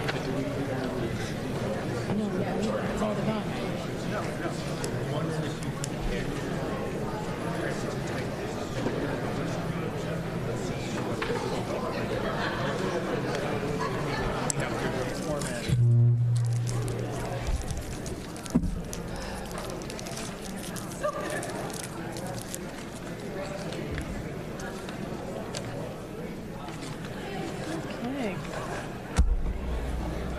Good times. Did you shut that off? No. Good idea. Might want to do that.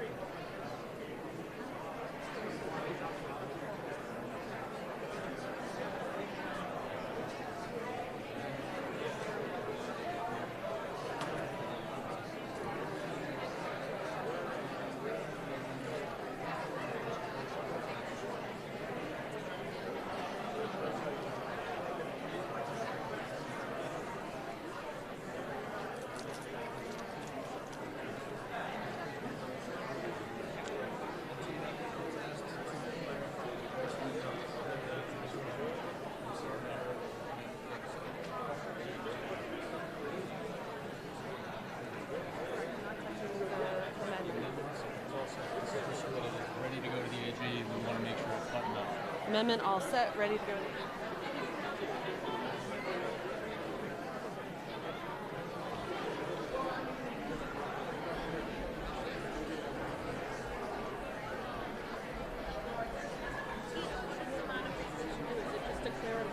Yeah, yeah.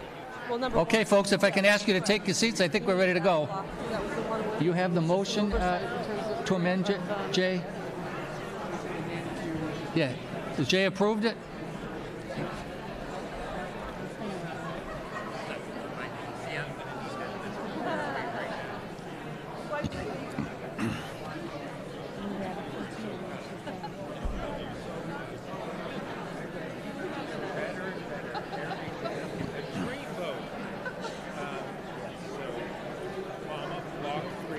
Okay, folks, take your seats, please, so we can get back underway. Thank you for your patience.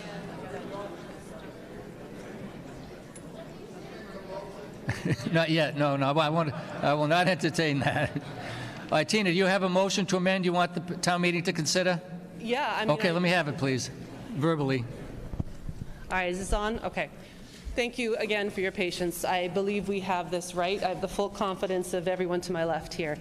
We are going to make two amendments to the article, the motion. You mean one amendment with two pieces? That is correct. Okay, thank you. That is correct. Just procedurally. This will not unchange any of what was just voted in terms of the amendment to remove the parcel, which should be up on the screen behind me. All right, so Chris Mayo is going to help me here. You can see the cursor moving through the bottom left of that blue block.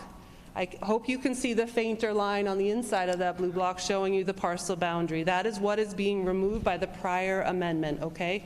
And that is what this language is now going to correct in the motion that goes to the language that goes to the Attorney General. So thank you again for your patience. Here goes.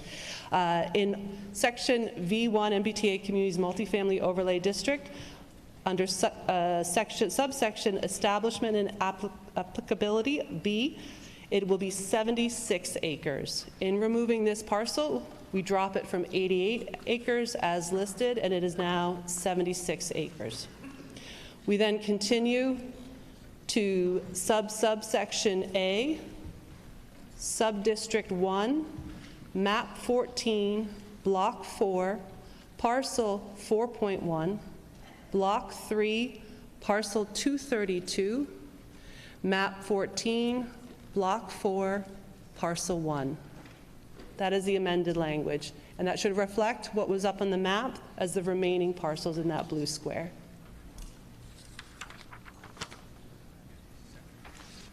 So Jay, do you have the motion as amended so I can read it to town meeting? I'll give it to Jay first, please. I need to read the whole thing. We're going to vote on the motion, this motion to amend first, then the main motion as amended by this amendment.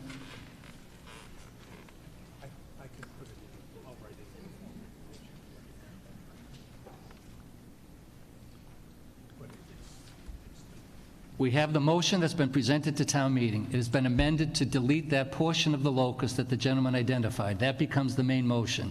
If you're seeking to now amend the motion as amended, then I need to have what your proposed amendment is, and if that's voted, then we made the motion as including both amendments, the gentleman's that was already passed and this one, right or wrong? That's right. So here's... You said that's right?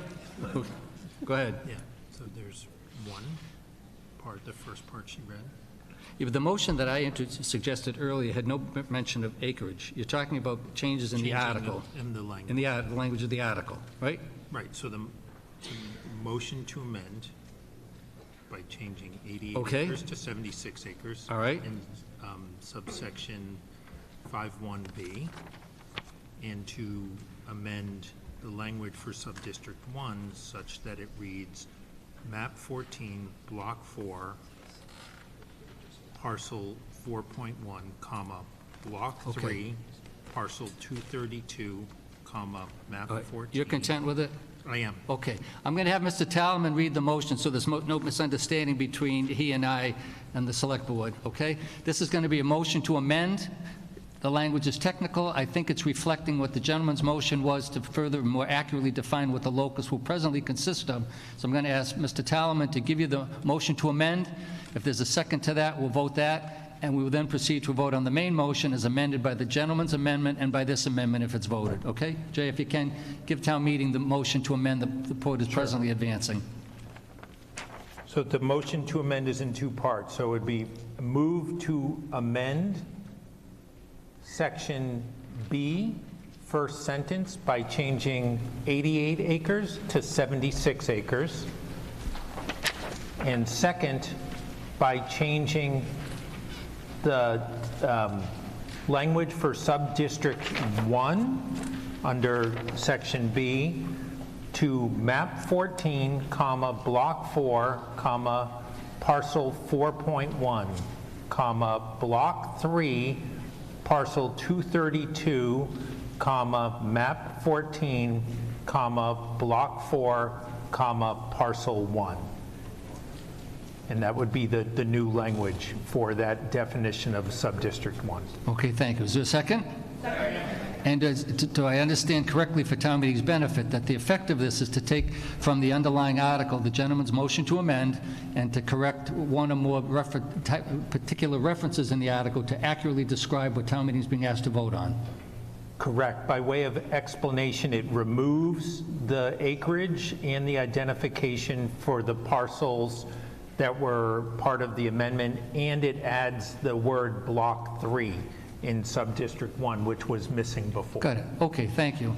And in fairness to those involved in crafting this, there's no way to anticipate what articles, what motions to amend are going to take place and when they're going to be voted up or down, and when they are voted up, particularly in something as technical as this, it's very important that it be accurate. So I thank the team here for getting it together. All right. Any further discussion with respect to that motion to amend? If not, all those in favor say aye. Aye. Those opposed? So voted. Now we return to the original article, the original motion, including the amendment language offered by the gentleman. Was it Ralph? Is that your name? Yes, yes. I should be more polite than that. Offered by Ralph, not to be too friendly with him, but that's what it is. And the second amendment offered by the select board, who we're all friendly with. And so the motion is, as I originally read, encompassing both of those amendments. Any further discussion? If not, then all those in favor say aye. Aye. Those opposed? So voted. Thank you. We'll move to Article 10, MBTA 3A zoning bylaw consistency, to see if the town will vote to amend the zoning bylaws at sections I-E definitions and III use regulations, as well as delete section V-G apartment district requirements to be consistent with the amendments to Mass General Law Chapter 48, Section 3, MBTA Communities Multifamily Overlay District, MCMOD, as follows. Note, existing text to be deleted as denoted within the proposed text is denoted in bold italic. The motion is, move that the town vote to amend the zoning bylaws at sections I-E definitions and III use regulations, as well as delete section VG apartment district requirements to be consistent with amendments to Mass General Law Chapter 48, Section 3A, MBTA Communities Multifamily Overlay District, as presented in the warrant. As I referenced in Article 9, I have a communication from the Planning Board to me with regards to the proposed multiple amendments to the zoning bylaws to achieve consistently with the changes proposed in Article 9. I respectfully report that the Planning Board held a public hearing as required by Mass General Law Chapter 48, Section 5 on October 3rd.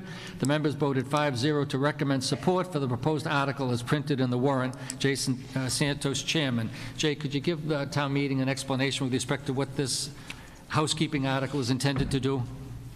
I think that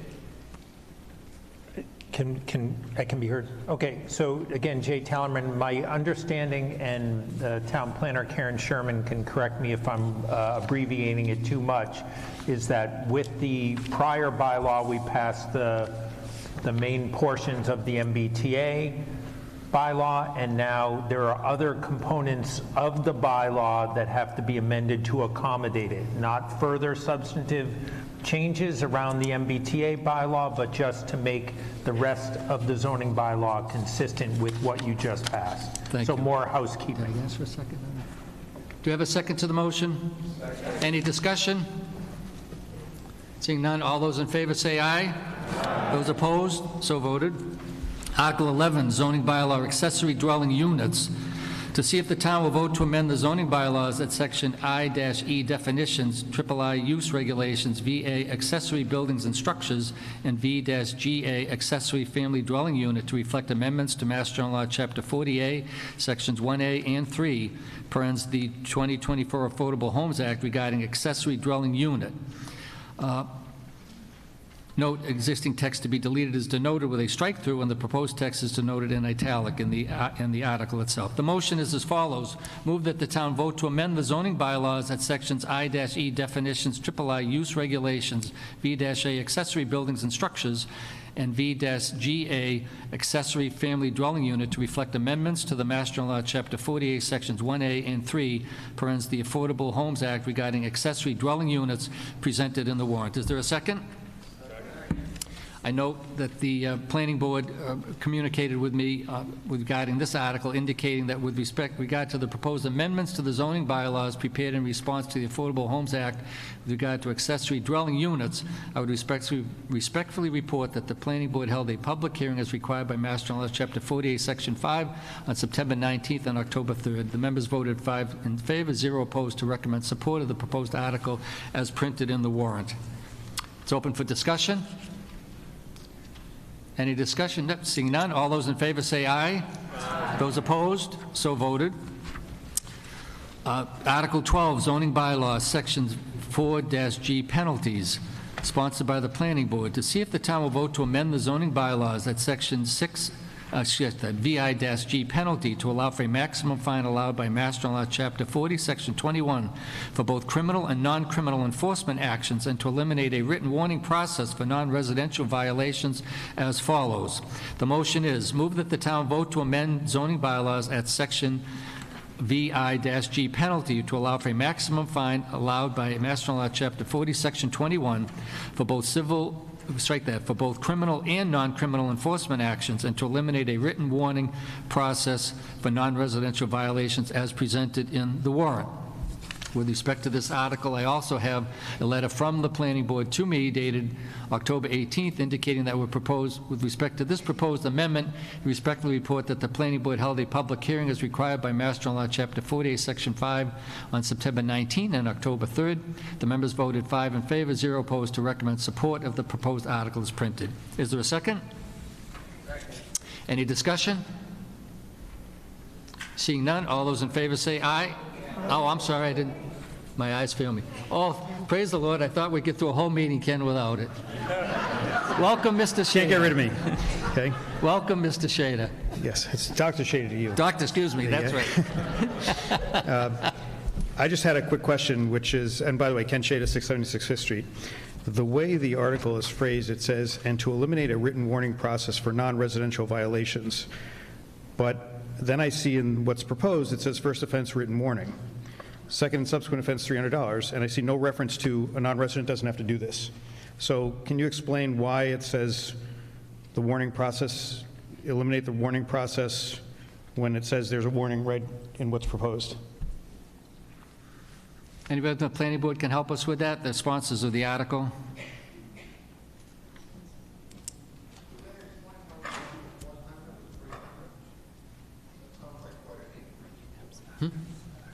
Okay. Barbara, who?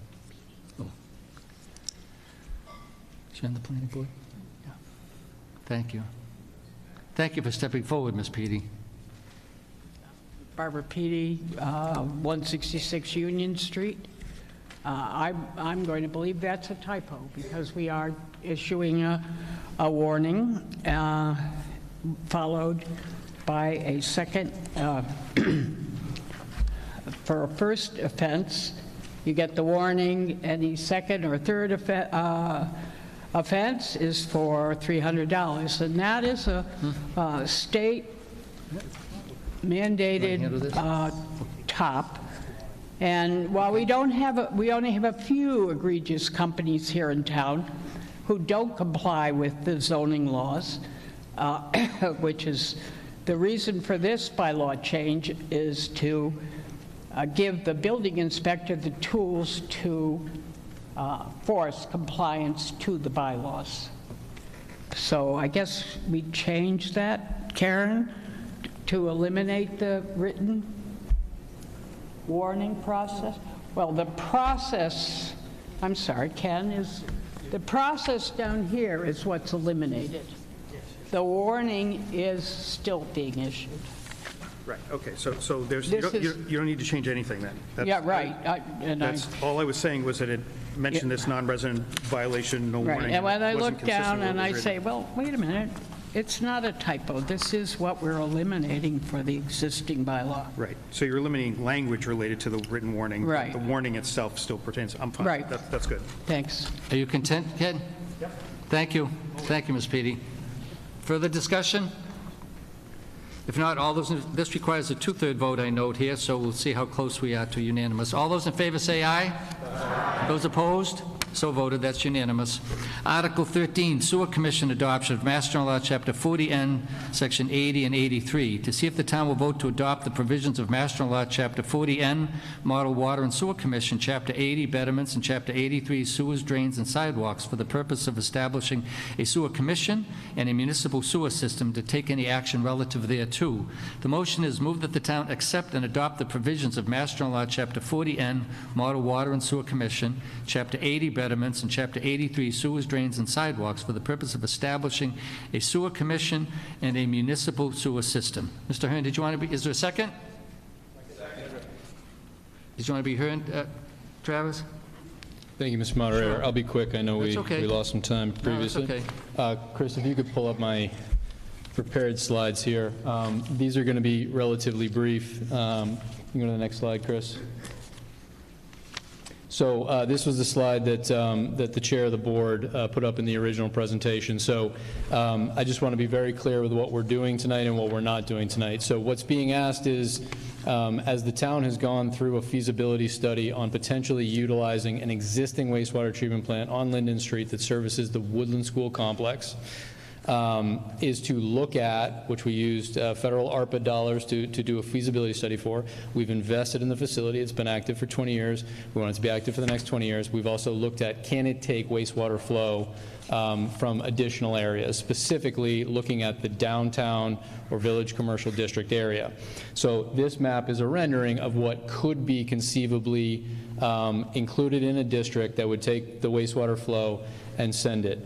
The district is not what you're being asked to approve tonight by any means. What you're being asked to approve is specifically Mass General Law, Chapter 40N, Chapter 80, and Chapter 83, which would establish a sewer commission. We have a water enterprise fund for the water system in town. We do not have a townwide sewer system or even a sewer district, so we don't have a sewer commission body. So to date, the select board and myself and James Keast have worked with the consultant, which is Lombardo Associates, to move forward this concept.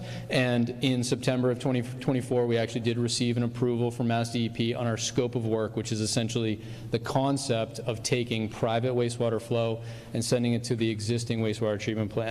The next steps that we have are coming in December of 2024, when we anticipate Mass DEP will give us a stamped approval of wastewater capacity that we can then utilize for that scope of work. And then additionally, as the chair mentioned, we had a congressionally directed spending request to Congressman McGovern's office, Senator Markey and Warren, for $5 million of federal funding to go towards this. We're anticipating dollars potentially being available in early 2025. So between now, October 24, and our next town meeting of May of 25, the idea would be to establish the sewer commission, which would take this process forward and be the public-facing body to make the decisions that would lead to a future town meeting, including potentially bringing a district, and town meeting would need to approve the bounds of that district and everything that would be encompassed in it. The sewer commission would make the decisions on rates, on spending. Town meeting would have to approve that, just like you approve everything for the Water Enterprise Fund. So, Chris, if you just go to the next slide, I just want to give a really quick sense. So we've done a lot of work in terms of surveying, but ultimately all of that, in our opinion, should go to a new sewer commission. So the Board of Health has met with the Select Board, I believe, twice in the last year or so to sort of go through the progress from the feasibility study. But there was some surveying done. There were forums held for potential properties that would be in this district. district to say, you know, this is your water capacity. We know that as a water customer. Would you potentially change your use? Would you increase the number of seats in a restaurant, the use of the building if you had access to sewer? Because that information we need to present to DEP. So, and then just if you go to the last slide, Chris, again, what we're looking to do is establish the body that takes this process forward, and this is what these MGLs mean. So 40N, Section 4, for example, sets up a 3-person commission. The board was looking for a 5-person commission, but this is how the law is written. The other option is to simply make the select board the sewer commission. That's another MGL. The board looked at both options and chose to make a separate body that the town meeting would need to approve. So it would be 3 members, 1 with finance experience, 1 with administration experience, and 1 at large. The terms would be appointed so that it's rolling, so that every year somebody was up on that commission. And then Chapter 83 essentially allows them to operate like a water enterprise fund. Again, town meeting approves all of the spending of the water enterprise fund, but they're separate monies, with the idea being that we would not be using general fund tax dollars. It would be user fees, it would be state and federal grants that would pay for the cost of a relatively small scale and scope sewer district. And then lastly, Chapter 80 is for things like betterments. As the chair mentioned, currently, the idea would be for it to be a complete opt-in. A property owner would not be forced to join the system, so betterments may not come into play at all, but these are the tools that you would expect a sewer commission to have. So this is essentially considered to be a step 1. Sewer commission gets established, sewer commission has public hearings, continues the progress from the feasibility study, taking it forward to ideally present a potential district to town meeting in May of 25 at the earliest, and then this becomes the body that is the face of the sewer. So again, we feel very strongly in all of the work that's been put together that the existing wastewater treatment plant presents us the first opportunity to have a regional sewer district. I know some of the questions that come up is, does that lead into a further district? What are other opportunities for sewers? And I continue to say, this town has looked at sewers for decades and decades. This is a real possibility for a relatively small scale and scope to get us moving on sewers. The economic development benefits to the downtown area can be substantial. Additionally, as we talk to Mass DEP, there are environmental concerns when we have so many septic systems so tightly packed in that downtown area that there's environmental benefits to having a downtown sewer district as well. It's a lot of work. We feel that a sewer commission would be the best next step to take all the work that's been done to date and move this forward to a future town meeting. I'm happy to answer any questions. I know I'm speaking quickly. Jack?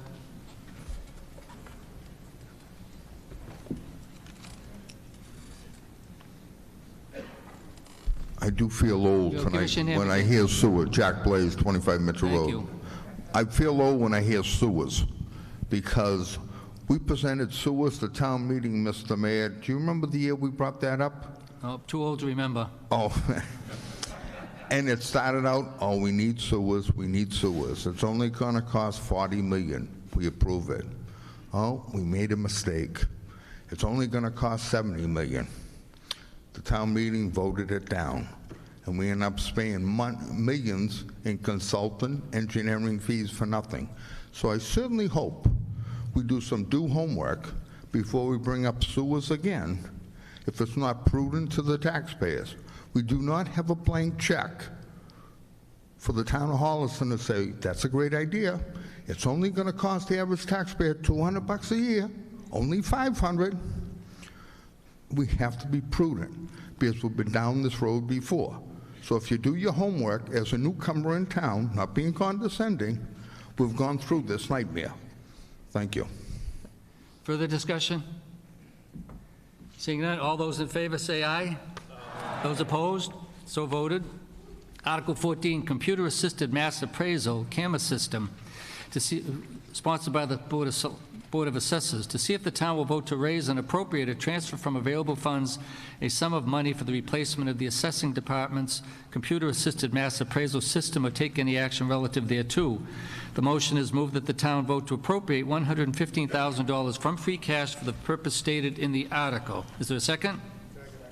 The Finance Committee recommends that the town appropriate $115,000 from free cash for the purpose stated in the article. 7 in favor, 0 opposed. Any discussion? If not, all those in favor say aye. Those opposed, so voted. License, Article 15, licensed site professional, LSP services, to see if the town will vote to raise and appropriate or transfer from available funds a sum of money for licensed site professional services for 9 Green Street or take any action relative thereto. The motion is moved that the town vote to appropriate $45,000 from free cash for the purpose stated in the article. Is there a second? Thank you. And the FinCom recommends that the town appropriate $45,000 from free cash for the purpose stated in the article. Is there any discussion? Seeing none, all those in favor say aye. Those opposed, so voted.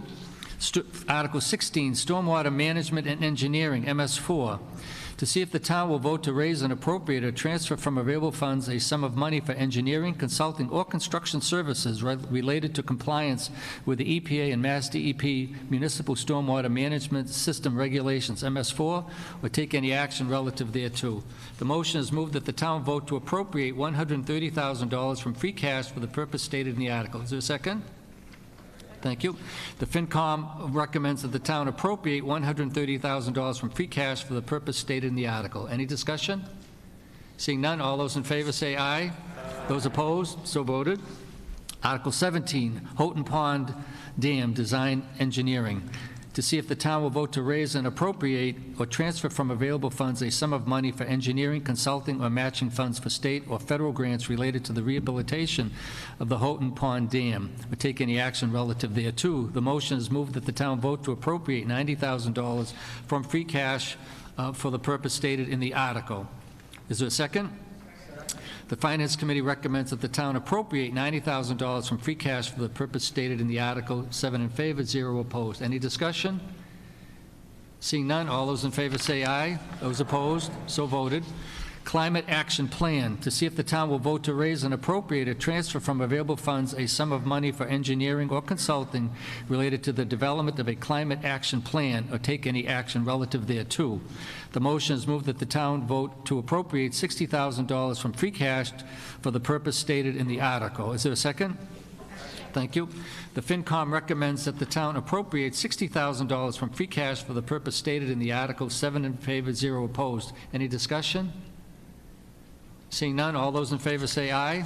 Those opposed, so voted. Matching grant funds related to design improvements of Whitney Street and Washington Street, to see if the town will vote to raise and appropriate or transfer from available funds a sum of money for matching funds related to an awarded grant from the Boston Region Metropolitan Planning Organization, MPO, for design improvements of the intersection of Whitney Street and Washington Street, or take any action relative thereto. The motion is moved that the town vote to appropriate $50,000 from free cash for the purpose stated in the article. Is there a second? Thank you. The FinCom recommends that the town appropriate $50,000 from free cash for the purpose stated in the article. 7 in favor, 0 opposed. Any discussion? Seeing none, all those in favor say aye. Those opposed, so voting.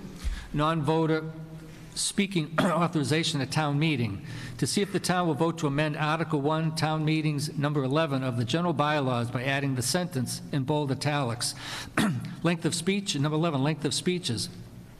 Except in the discretion of the moderator, no person shall speak for more than 2 times or more than a total of 15 minutes upon any question without obtaining leave of the meeting unless to correct an error or answer a question. The amended language would now say, include, any non-voter present at town meeting may be recognized by the moderator to speak on an article under discussion at the sole discretion of the moderator.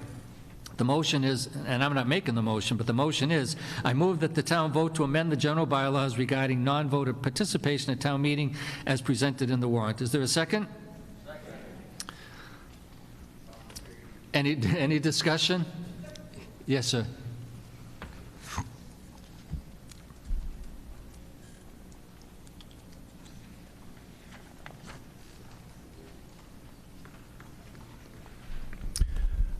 Good evening again, Robert Principe, 203 Turner Road. I just want to, I'm completely in support of this, and I want to just use as a moment for us to expand our vision as a town for the change we need.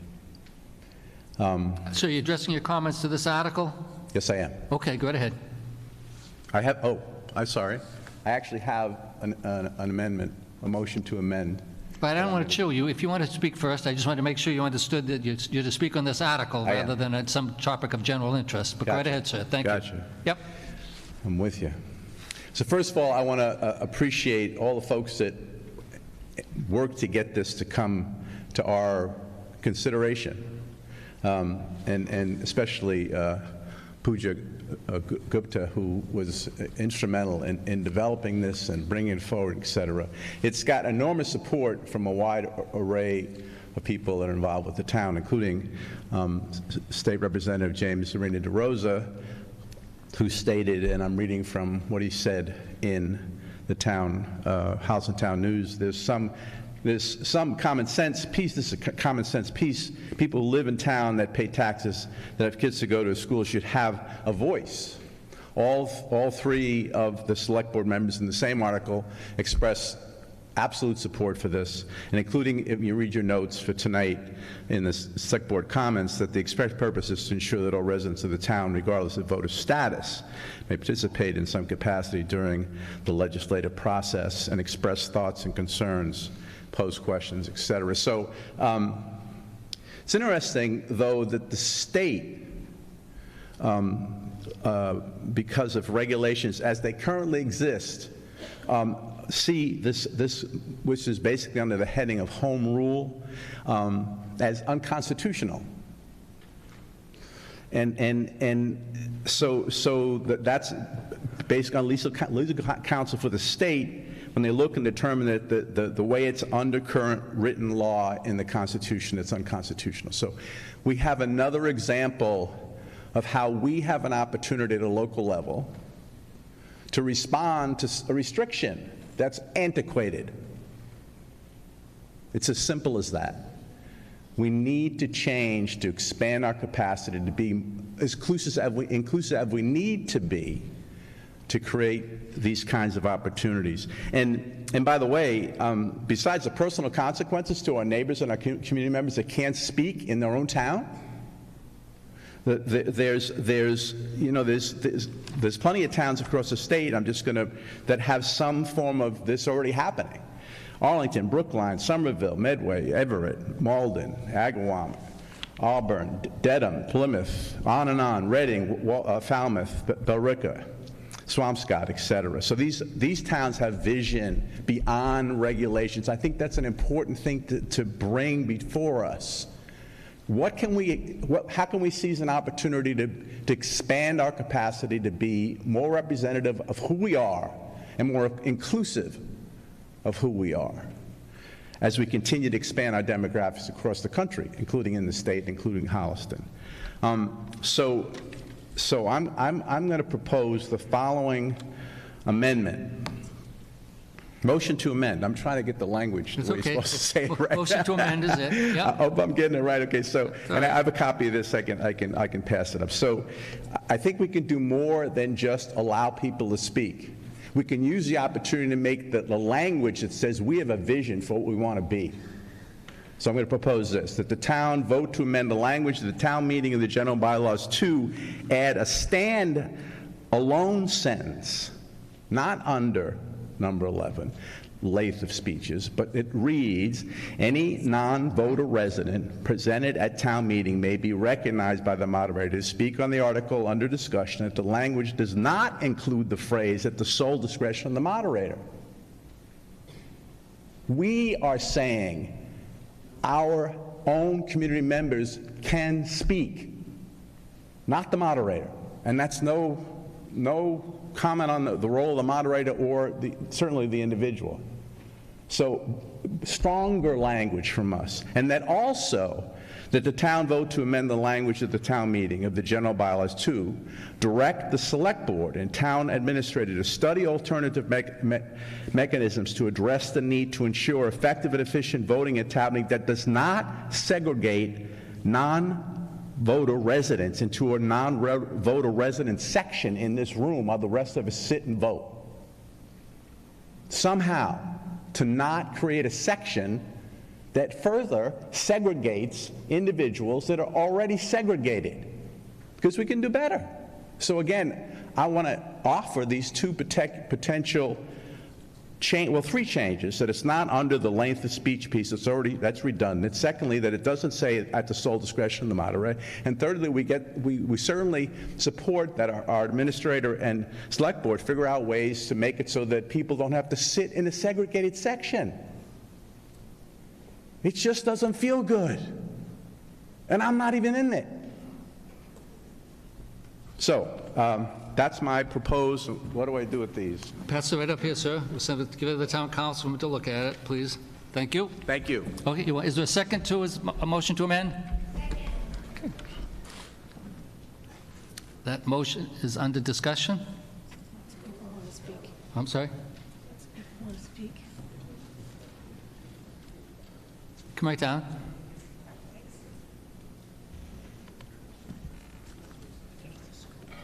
I'm Dawn Hammond, 32 Railroad Street, and while I support the intent of everything that was just said, I actually think it's important that the moderator have discretion about who speaks, because there's nothing in the language here that says the non-voter must be a town resident. So we could have anybody coming in for any disruptive reason to town meeting, and if the moderator can't make that decision, we're in kind of a difficult spot, it seems to me.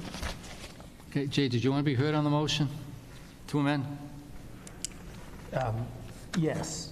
So my concern, and it's ultimately your ruling, Mr. Moderator, is that the town meeting got notice of a change to Section 11, and the two amendments proposed here relate to creation of sections that are outside of Section 11, and while they might be loosely related to the same subject matter, I'd be concerned in your shoes, or I think it's necessary for you to make a ruling as to whether or not we would expand, whether or not town meeting had enough notice of potential other changes beyond Section 11 in terms of the scope of the amendments being properly before the body. Okay. I think that I'll be inclined to exercise my discretion in favor of the gentleman's amendment. I think town meetings are noticed that the topic of the ability of non-residents or non-voters to speak and address the town meeting is properly before us, so I'll exercise my discretion liberally to allow the gentleman's motion to advance. My understanding is that we had used the seating in the upper left-hand corner to house during town meeting non-residents, so they're welcome to participate in the meeting, but for voting purposes, it's easier to not have them sprinkled within this, so we can ensure that only residents of town are voting. That was my understanding of it in any event. But anyway, the gentleman who had made a motion, it's been seconded, it's open for discussion. Go ahead, I'll let it fly. You don't have to run, it's okay. Sorry, Tracy McSherry, 109 Hemlock Drive. I believe the ones segregated, it's not non-residents, but non-registered voters. Okay. Thank you. I can be trained. Thank you. Further discussion? Yes, Ken? Dr. Ken? Thank you, Bill. I want to read an excerpt from... Yes. Thank you, Paul. Ken Chada, 676 Fifth Street. I want to read an excerpt from the Secretary of State's Citizens Guide to Town Meetings. Who may speak? And I'll abridge it slightly. All of a town's registered voters may speak in an open or representative town meeting. Non-voters may speak at the discretion of the moderator or town meeting. We don't need to pass this at all. Okay. There are a couple of things. With regards to the amendment, I would strongly oppose putting in our bylaws directions to the select board. That is not the intent of bylaws. Bylaws are to codify the rules, not directives. So I'd certainly vote against this amendment for that alone. But frankly, I think this entire warrant article is unnecessary, as we're putting in bylaw something that is already codified in state law. And I know from speaking to former select board members that one of the intents they had when they created our bylaws was to defer to state law on certain topics so that you don't create a logistical problem when state laws are adjusted over time. We don't need to codify this in our bylaws when it exists as a power already at the state level. It has nothing to do with diversity, segregation. I'm all for people having the chance to speak. I'm talking administratively. This makes no sense. Why would we put into our bylaws something that will then potentially be in conflict with state law if the state law changes in the future? This is why lots of our bylaws for Finance Committee and School Committee and Select Board do not redefine the powers already given by the state. That was intentional to keep our bylaws clean and consistent with state law. So I would urge that we, and I'd like to make a motion to indefinitely postpone this article, since we don't need to do this at all.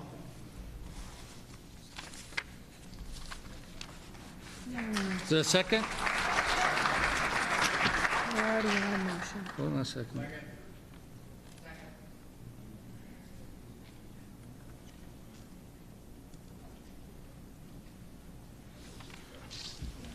Jay, what's my procedural order? The motion to amend has been made, and the motion to definitely postpone.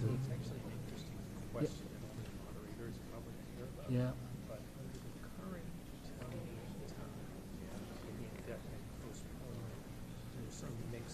Yeah.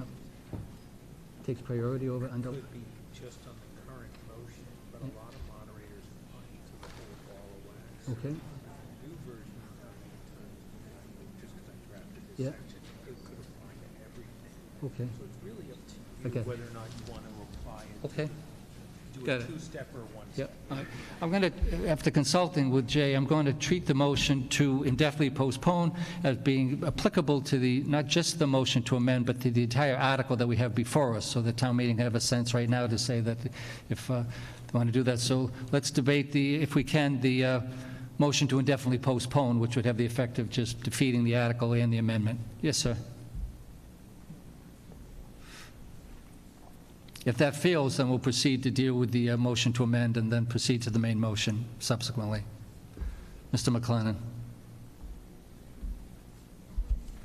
Walter McLennan, 29 School Street. I'm going to be speaking in favor of indefinite postponement. I just wanted to share a story. When I was a young boy, probably in the 4th or 5th grade in a town in Massachusetts, my father was on a board in that town and a very active member of the town meeting. And he would always encourage, and my mother would encourage, would you like to go to town meeting, Walter? And I said yes.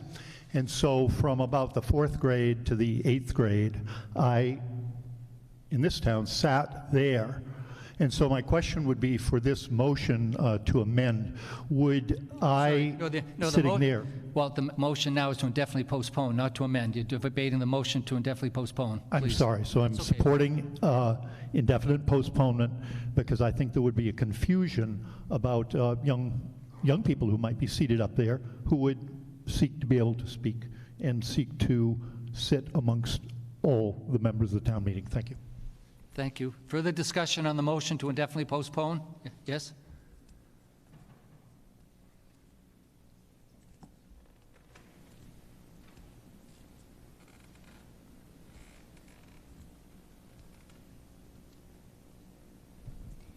Lori Markoff, 280 Mark Tree Road.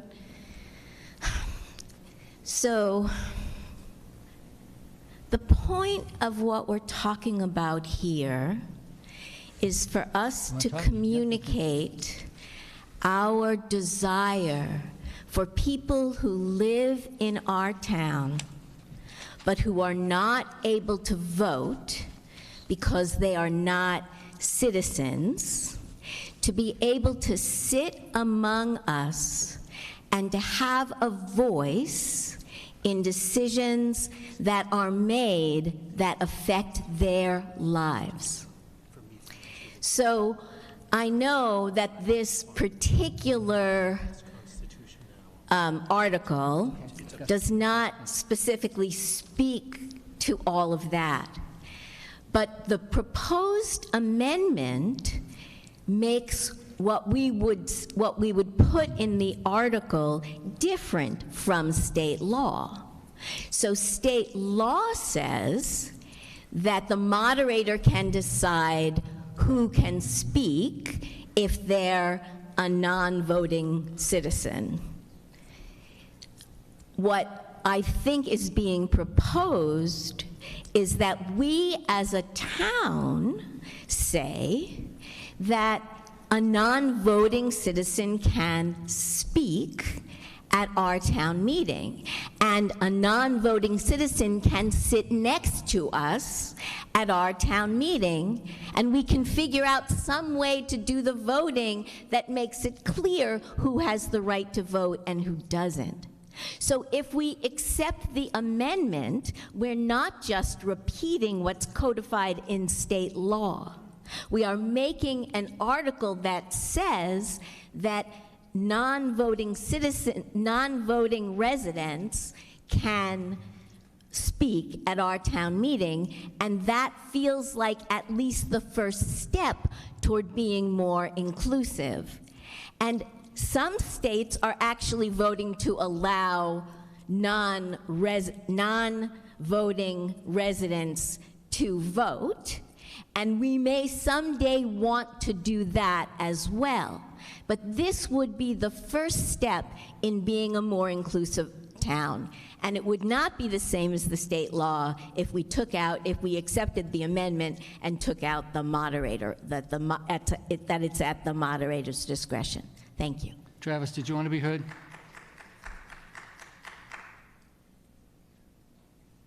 I'm just going to actually probably echo Lori to a certain extent here. So just to explain, and for the motion to indefinitely postpone under the assumption that this is not necessary because it's written. So I agree with the Vice Chair of the Finance Committee's point that this is allowable now. And so I think to the previous speaker, the point of doing this and saying any non-voter present at town meeting may be recognized by the moderator to speak on the article under discussion at the sole discretion of the moderator is to put that outright to make sure that we are acknowledging to anybody who is currently not a registered voter in the town that they're more than welcome at town meeting, that if they have a point that's related to the article, that the moderator will make a decision based on, as it does for anything else, right, as the moderator does, to make sure that if it's a relevant point for the article, that they're more than welcome to speak, right? So it is not a monumental step forward by any means, but it is something that shows that we are being deliberate, was the word I was trying to find there, in stating it outright that is at the moderator's discretion. I agree that it is allowable now, and this would be a bit more of a change in practice than necessarily policy based on where the state is. And so the example that I gave and we went through, and I just want to be clear that Town Council made that clear to the board. The board reviewed that and said, yes, we would like to be deliberate in making this change so that we can then voice that to the community and those who may not be coming to town meeting because they're not registered voters. So that was intentional, and that was why we are here tonight on this item. So the example I would give for those who came to town meeting previously was a business owner who came on a liquor license question. English was not his first language. He had his daughter speak for him. The moderator polled town meeting to authorize his daughter to speak. She gave a lovely explanation of it, received a standing ovation, it passed unanimously, and that's fine, right? And it was a nice moment, but ultimately the answer here would be the moderator could simply say, in preparation, this person we don't need a motion from town meeting to call out that she's going to speak.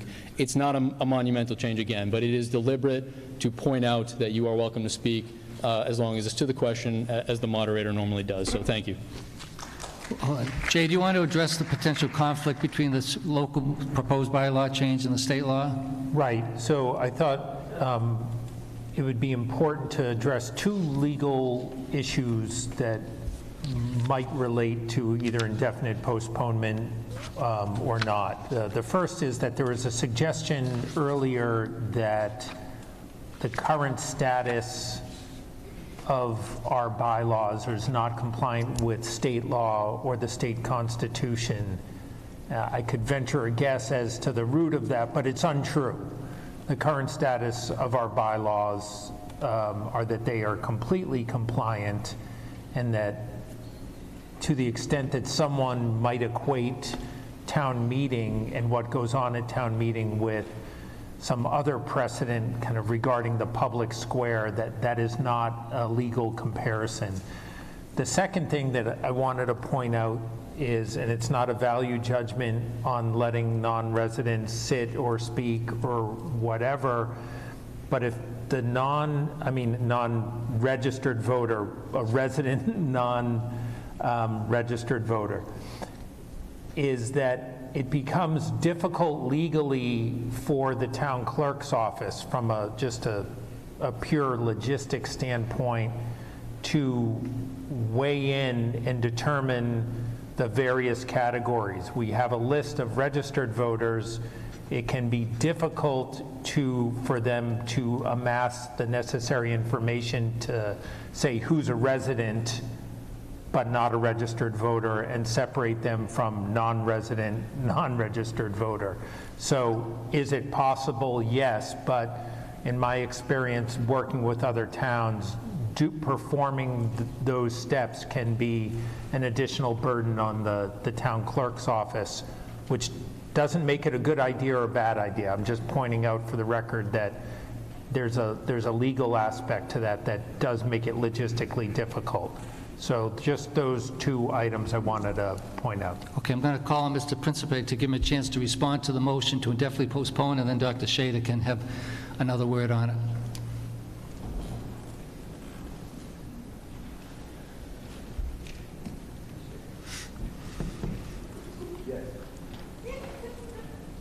Exercising my discretion to allow multiple presentations on a topic. Robert Principe, 203 Turner Road. Thank you for the clarification from a legal perspective. Thank you for the clarification from a state law perspective. The issue, and your last statement, if I may, that it is possible, yes, but it might be difficult.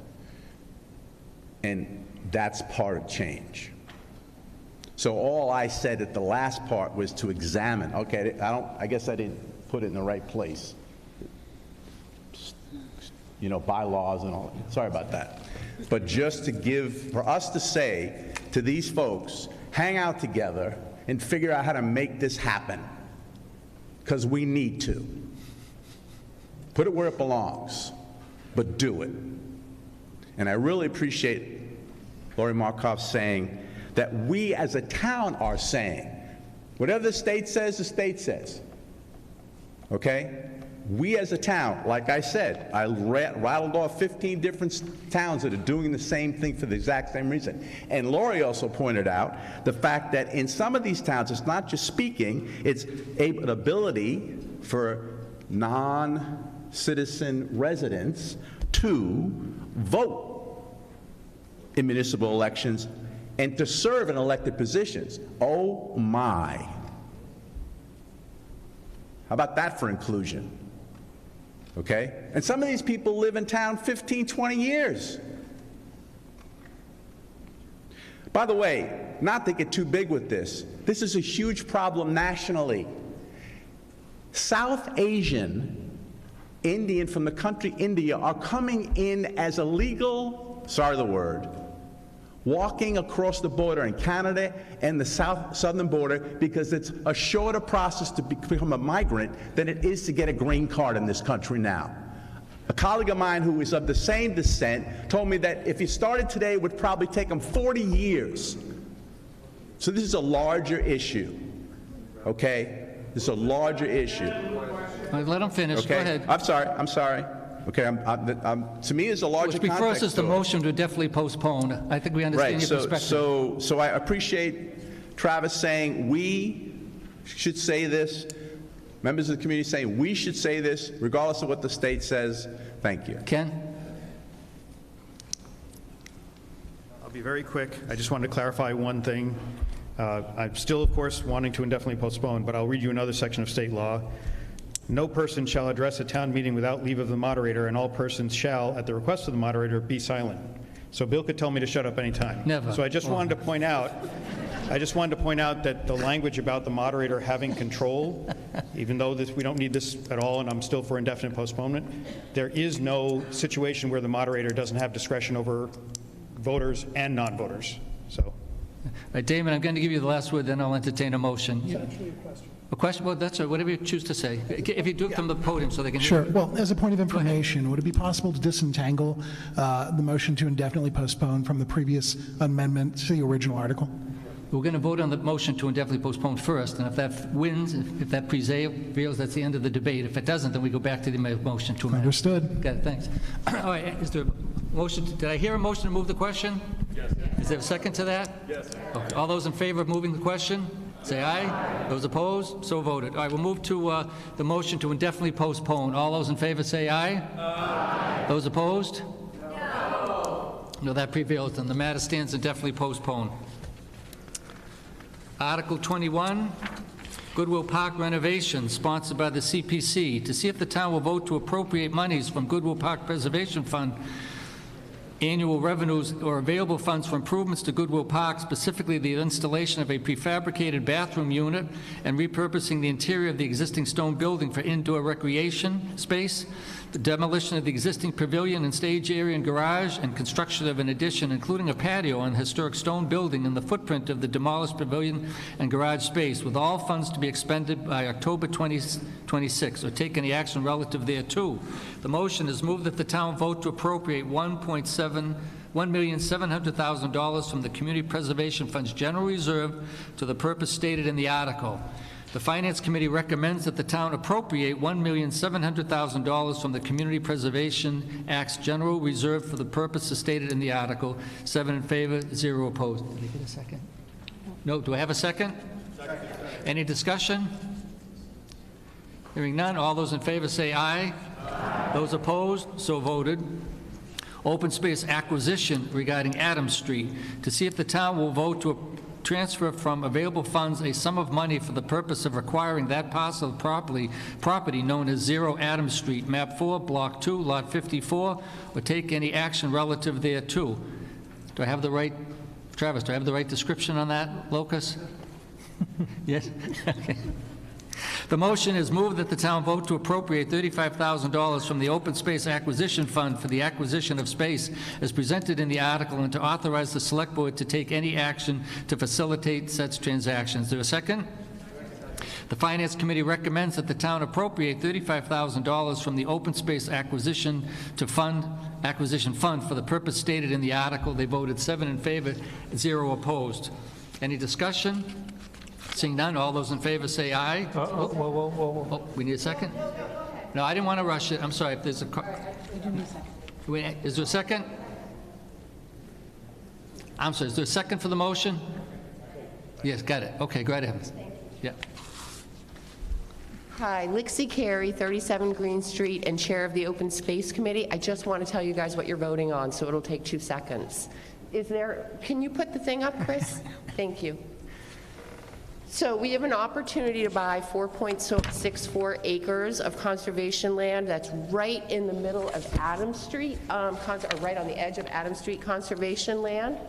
You can see it right there. It's marked on the map. Can you go to the next slide, please? It's marked there as well. I also want to point out the land right above it, just to the north of it, with all the trails that you see. That's actually a 25-acre parcel that has just been donated to the town in the past year. So consider that also shaded in green. So this is actually a piece of property that is actually already being used very heavily by people that are using the Adams Street property, and actually it creates a terrific access point. There's a cart path, so there's a really great access point, so I think more people will end up using it. Next slide, please. It is a $35,000 purchase price. Is coming out of the Open Space Acquisition Fund, which can only be used for the purchase of open space. So it can't be used for anything else, and we haven't used it for a while, and we'd like to use it for this, so please vote yes. Thank you. Any further discussion? Seeing none, all those in favor say aye. Aye. Those opposed, so voted. Declare 2/3. Oh, yes, and I would declare that was a 2/3 vote, at least 2/3. Okay. Article 23, water meter replacement, supplemental.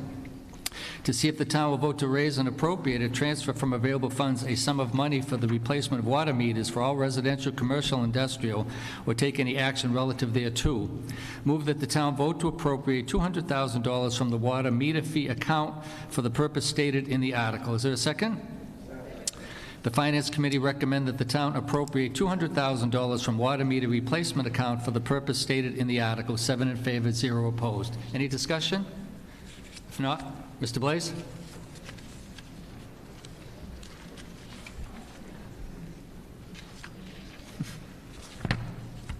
Jack Blaze, 25 Mitchell Road. Mr. Moderator, maybe somebody can explain a couple things. When you get your water bill in the mail, they charge us $7.50 a quarter, which is $30 a year, for the water meter replacement. There's over 6,000 water meters in the town. If you do simple math, 3 times 6 is 18. That's $180,000 a year. 10 years would be $1.8 million, and I believe the water just upped the fee from $7.50 to $8. So could somebody explain where all this money's going?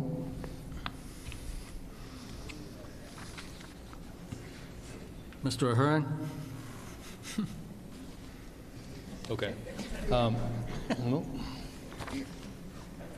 Is there interest on all that money? All right, I like the good news question at the end of that. Yes, we receive interest. So we have 3 funds of dollars within the Water Enterprise Fund.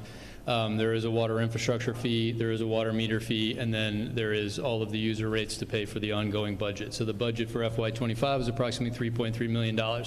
This article, at the time that the original appropriation was made, October of 22, there was $905,000 in the water meter fee account, and we needed to go out to bid. I believe the chair of the Finance Committee explained sort of where we need to be prior to going to bid. The bids have come back. This is replacing all of the remote readers, including commercial and residential, throughout the town.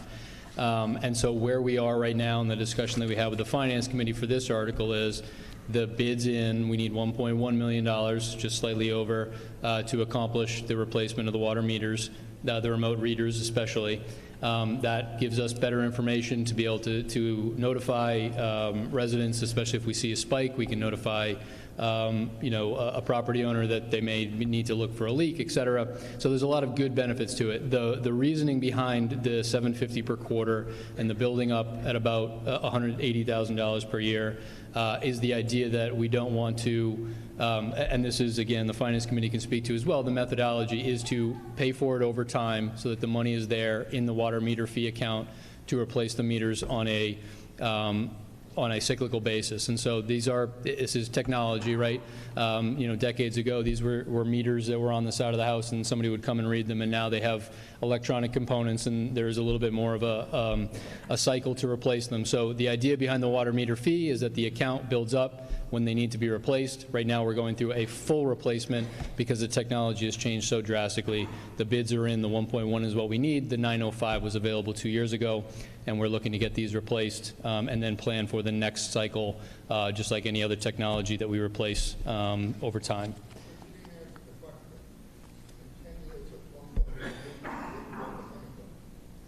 So in a lot of instances, so the question for anybody who didn't hear and for those at home was, where did the money go on $1.8 million over those years? So the process previously has not always been that we replace all of the meters in town all at once.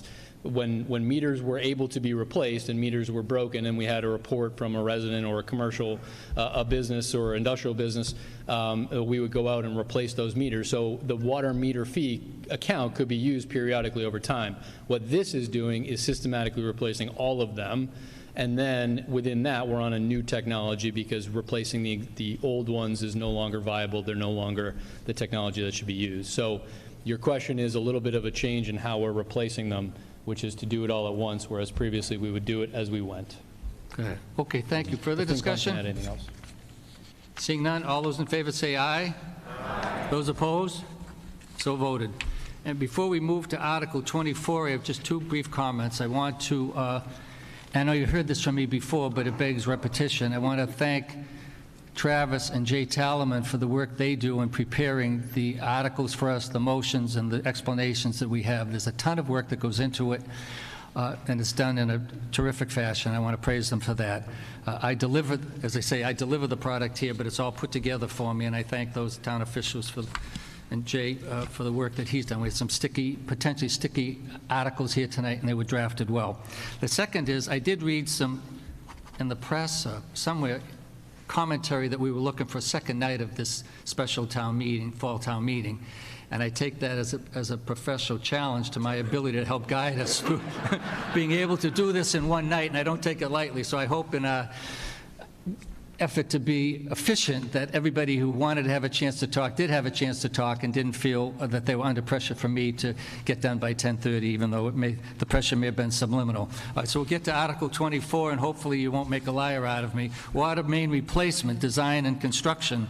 To see if the town will vote to raise and appropriate a transfer from available funds a sum of money for the purpose of completing the Norfolk Street water main project and designing improvements to water mains for Central Street, or take any action relative thereto. The motion is move that the town vote to appropriate $600,000 from the water infrastructure fee account for the purpose stated in the article. Is there a second? Thank you. The FinCom recommends that the town appropriate $600,000 from the water infrastructure fee account for the purpose stated in the article. 7 in favor, 0 opposed. Any discussion? If not, all those in favor say aye. Those opposed? So voted. So, is there a second? All those in favor say aye. Aye. Thank you, and good night. Good night to all you at home. Very nice. There we go, Liz. Very nice. There we go.